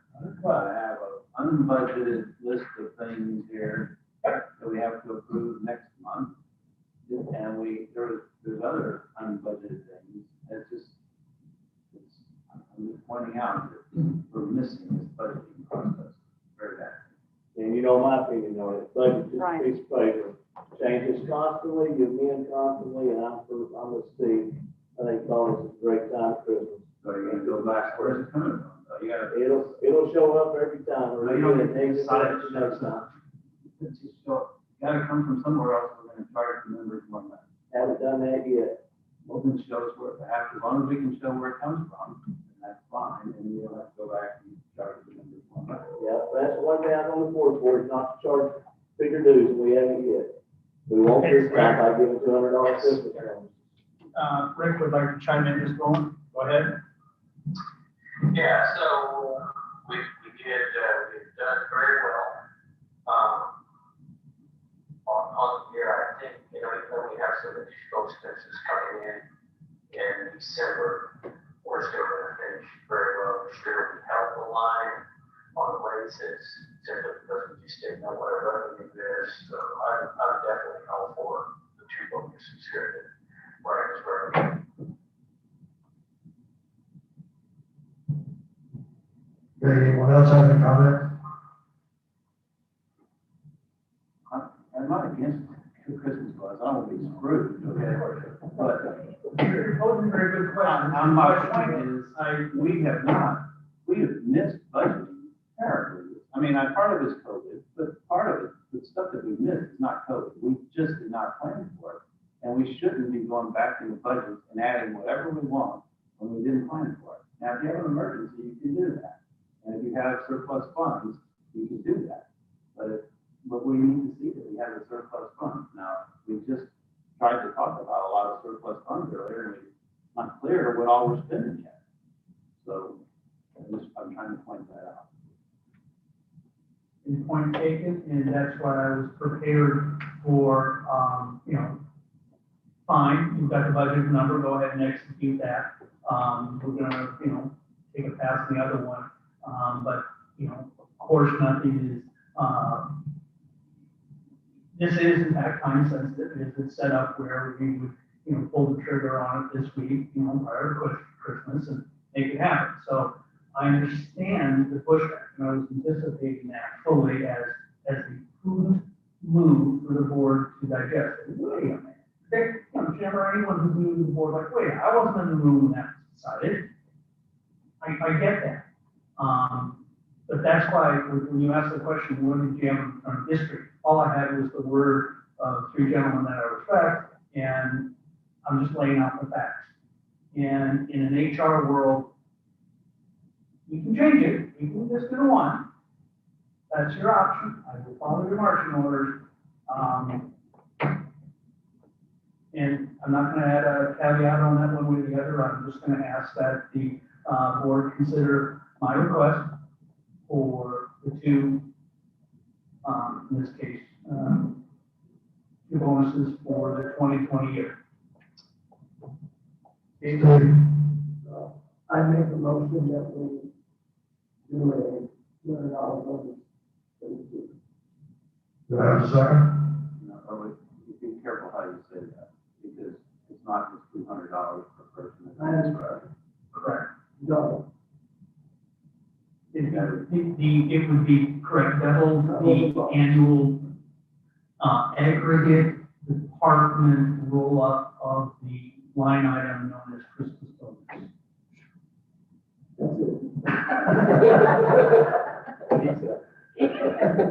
Okay, do I have a second?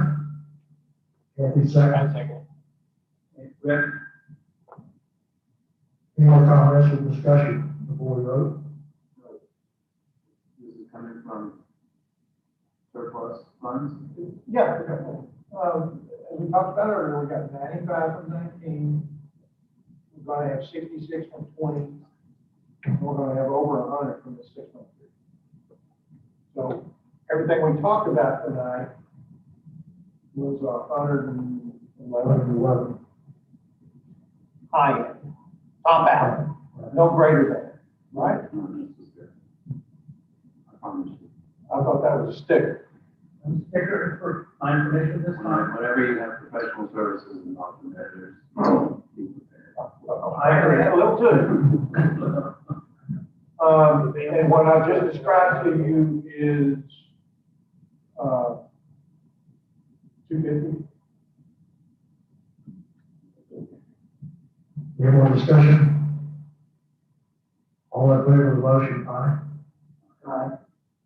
Opposed? Motion carries. Thank you, board, appreciate that. My next two items are really FYI. One is much like my comments on the last executive session, rather directional. I'm going to institute a manager on duty program starting the first year, in which a pool of approximately 10 managers, and it's written in the report here. But in theory, what we have is a series of very high functioning in some cases and low functioning in other cases cylinders of departments that, for whatever reason, don't look over each other's shoulders, don't take a real hard look at some financials. You kind of got to maintain a that tonight. To Jim's report of, we've kind of missed some budgeting things. I'm aware of that. But they've got to lay eyes on it. They've got to touch it. They've got to feel it. They've got to sense it. So the crystals of the world are going to take a tour of vacation. The crystals of the world are going to take a tour around the property. We're going to have Chris back there. He's going to be on the first tee from time to time. He's going to look at the tee, what's going on in the range, what's going on with security. One most important aspect of this is awareness. Awareness of your surroundings, awareness of how the community works and where it doesn't. It's not a tattletale scenario. This is a soft, self-internal audit. This is not a Brian idea. This has been in the hotel trade and restaurant trade for years and years and years. And Conrad Hilton came up with this. It goes way, way back. But it's an awareness of the membership to understand that there's a manager on duty, that they know who that guy is, who that lady is, who these two people are, that they have some awareness of that, as well as the staff has an awareness of, you know what, this place ticks a little differently on Saturdays and Sundays than it does Thursdays when you guys come rolling in off the golf course. So from that, we will glean some knowledge. I know that for a fact. You look in the eye and tell you that factually. I'm not going to sit here and try to tell you that we're going to get efficiency and save $100,000. No, no, no. We're going to be better managers. And the managers that aren't good are going to, it's going to become abundantly clear very rapidly. That's 1, 2, and 3. The last thing is they'll be compensated by an optional day off. There's not real hard cash or cost to this. Yeah, I'm going to buy them lunch. We're going to give them a company vehicle to do the drive around. That's minuscule in the cost of things. Once again, I think they'll be surprised that we have so many vehicles that we're responsible for, fuel and all that aspect of it. So we're going to roll that out. We'll get a down and dirty little 4x6, what I call it, report about 3 o'clock on Saturday, typically, it might be a Sunday, where they report back to me. Because what I don't want to do is come walking in here on Mondays at 8:30 and something's happened Saturday at 9 and the staff member thought it's no big deal. And oh, holy hell, it was a big deal. Not that that has happened yet, but I want to keep that as a distance on that. So, and I think they'll enjoy it. When I initially rolled it out with my staff at the staff meeting, it was kind of the proverbial lead balloon. And one of them raised their hand and said, I want to renegotiate my contract. And I said, yeah, that's not going to happen. We'll get this figured out. This is what we need to do. And then since that time, it's been much more well received. If not, even the guys like, yeah, that makes sense. That's not a bad deal. So, Steve? So they're gonna write a report? Yeah. Yeah, that would bring a lot more to it. That way they're looking at it. It's going to be a checklist in which they have to initial, like I think I mentioned that, where they have to initial that they were actually at the driving range. They went to the security area, that they're going around and understand that. And it's not a value judgment as much as it is an awareness. But yeah, I want them to go up, let back loading down. Right? Good work. Okay. All right. Thank you. I appreciate that. And then number 3 on update. Rich is in the room. I want to say thank you so much for you publicly. And a first-rate department head and someone I've learned a great deal from. He handles committee meetings very well, very professional, very polished. His reservoir of knowledge and tool belt is amazing. His replacement will be difficult, but we're into that in earnest. We've posted a position on 2 different sites. We'll be taking resumes and reviewing that. I've asked Jim Adams to help in the screening process. We'll do an initial screening. Crystal and I'll do that.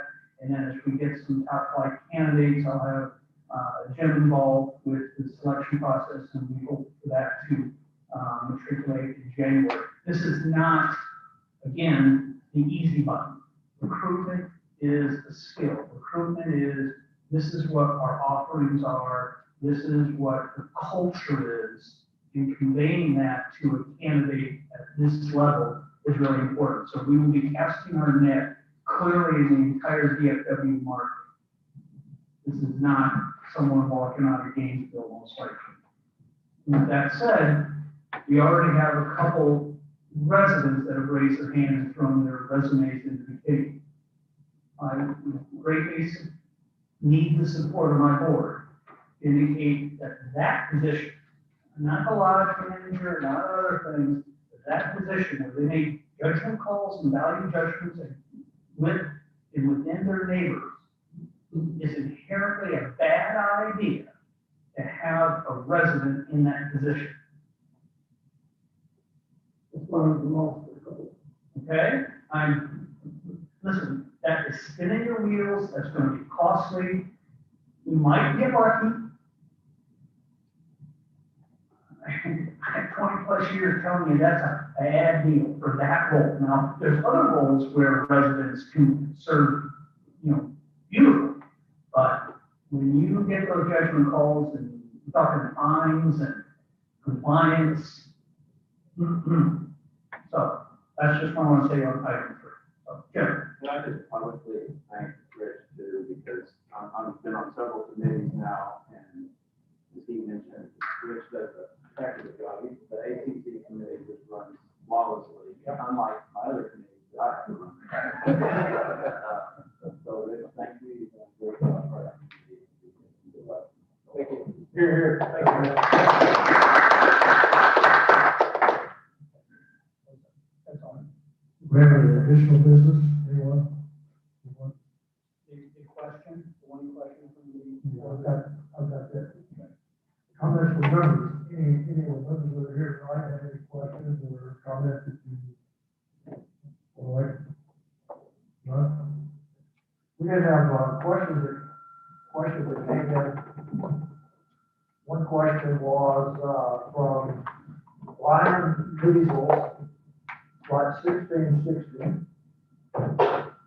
I don't know the new Kyle manager, but I am wanting to know, will he live in Lake Kyle community, and if not, why? Okay. Thanks very much. This actually came up in the interview process by 2 of the members of the search committee. My experience has been when I have lived in the community, at a certain point, you get a knock on the door on Saturday night at 8:30, which typically isn't pleasant. I'm not adverse to doing it. As a matter of fact, I looked at great length and trying to find something in the community on a lease basis, and the one property that was available was extraordinarily expensive at $3,600 a month. And that was always work. So I have retained a residence in the Sanger area, and I've signed an 18-month lease for that. And we'll consider moving into Lake Kiowa as an option down the road. Thank you. And the next question from Ron Spencer, lot 1256. I did not get the agenda for the meeting. And I think that Leanne had, she took it upon herself to give him a call and help him out to get the agenda for the meeting. Anything else? Any other questions or comments? If not, I look for a motion to discuss from our regular session. We'll be going to executive session. And I will that motion. Here. Second. Everybody in favor? At this time, we'll discuss from the regular session and to the executive session. Thank you all for everyone for coming tonight. If we could put the microphone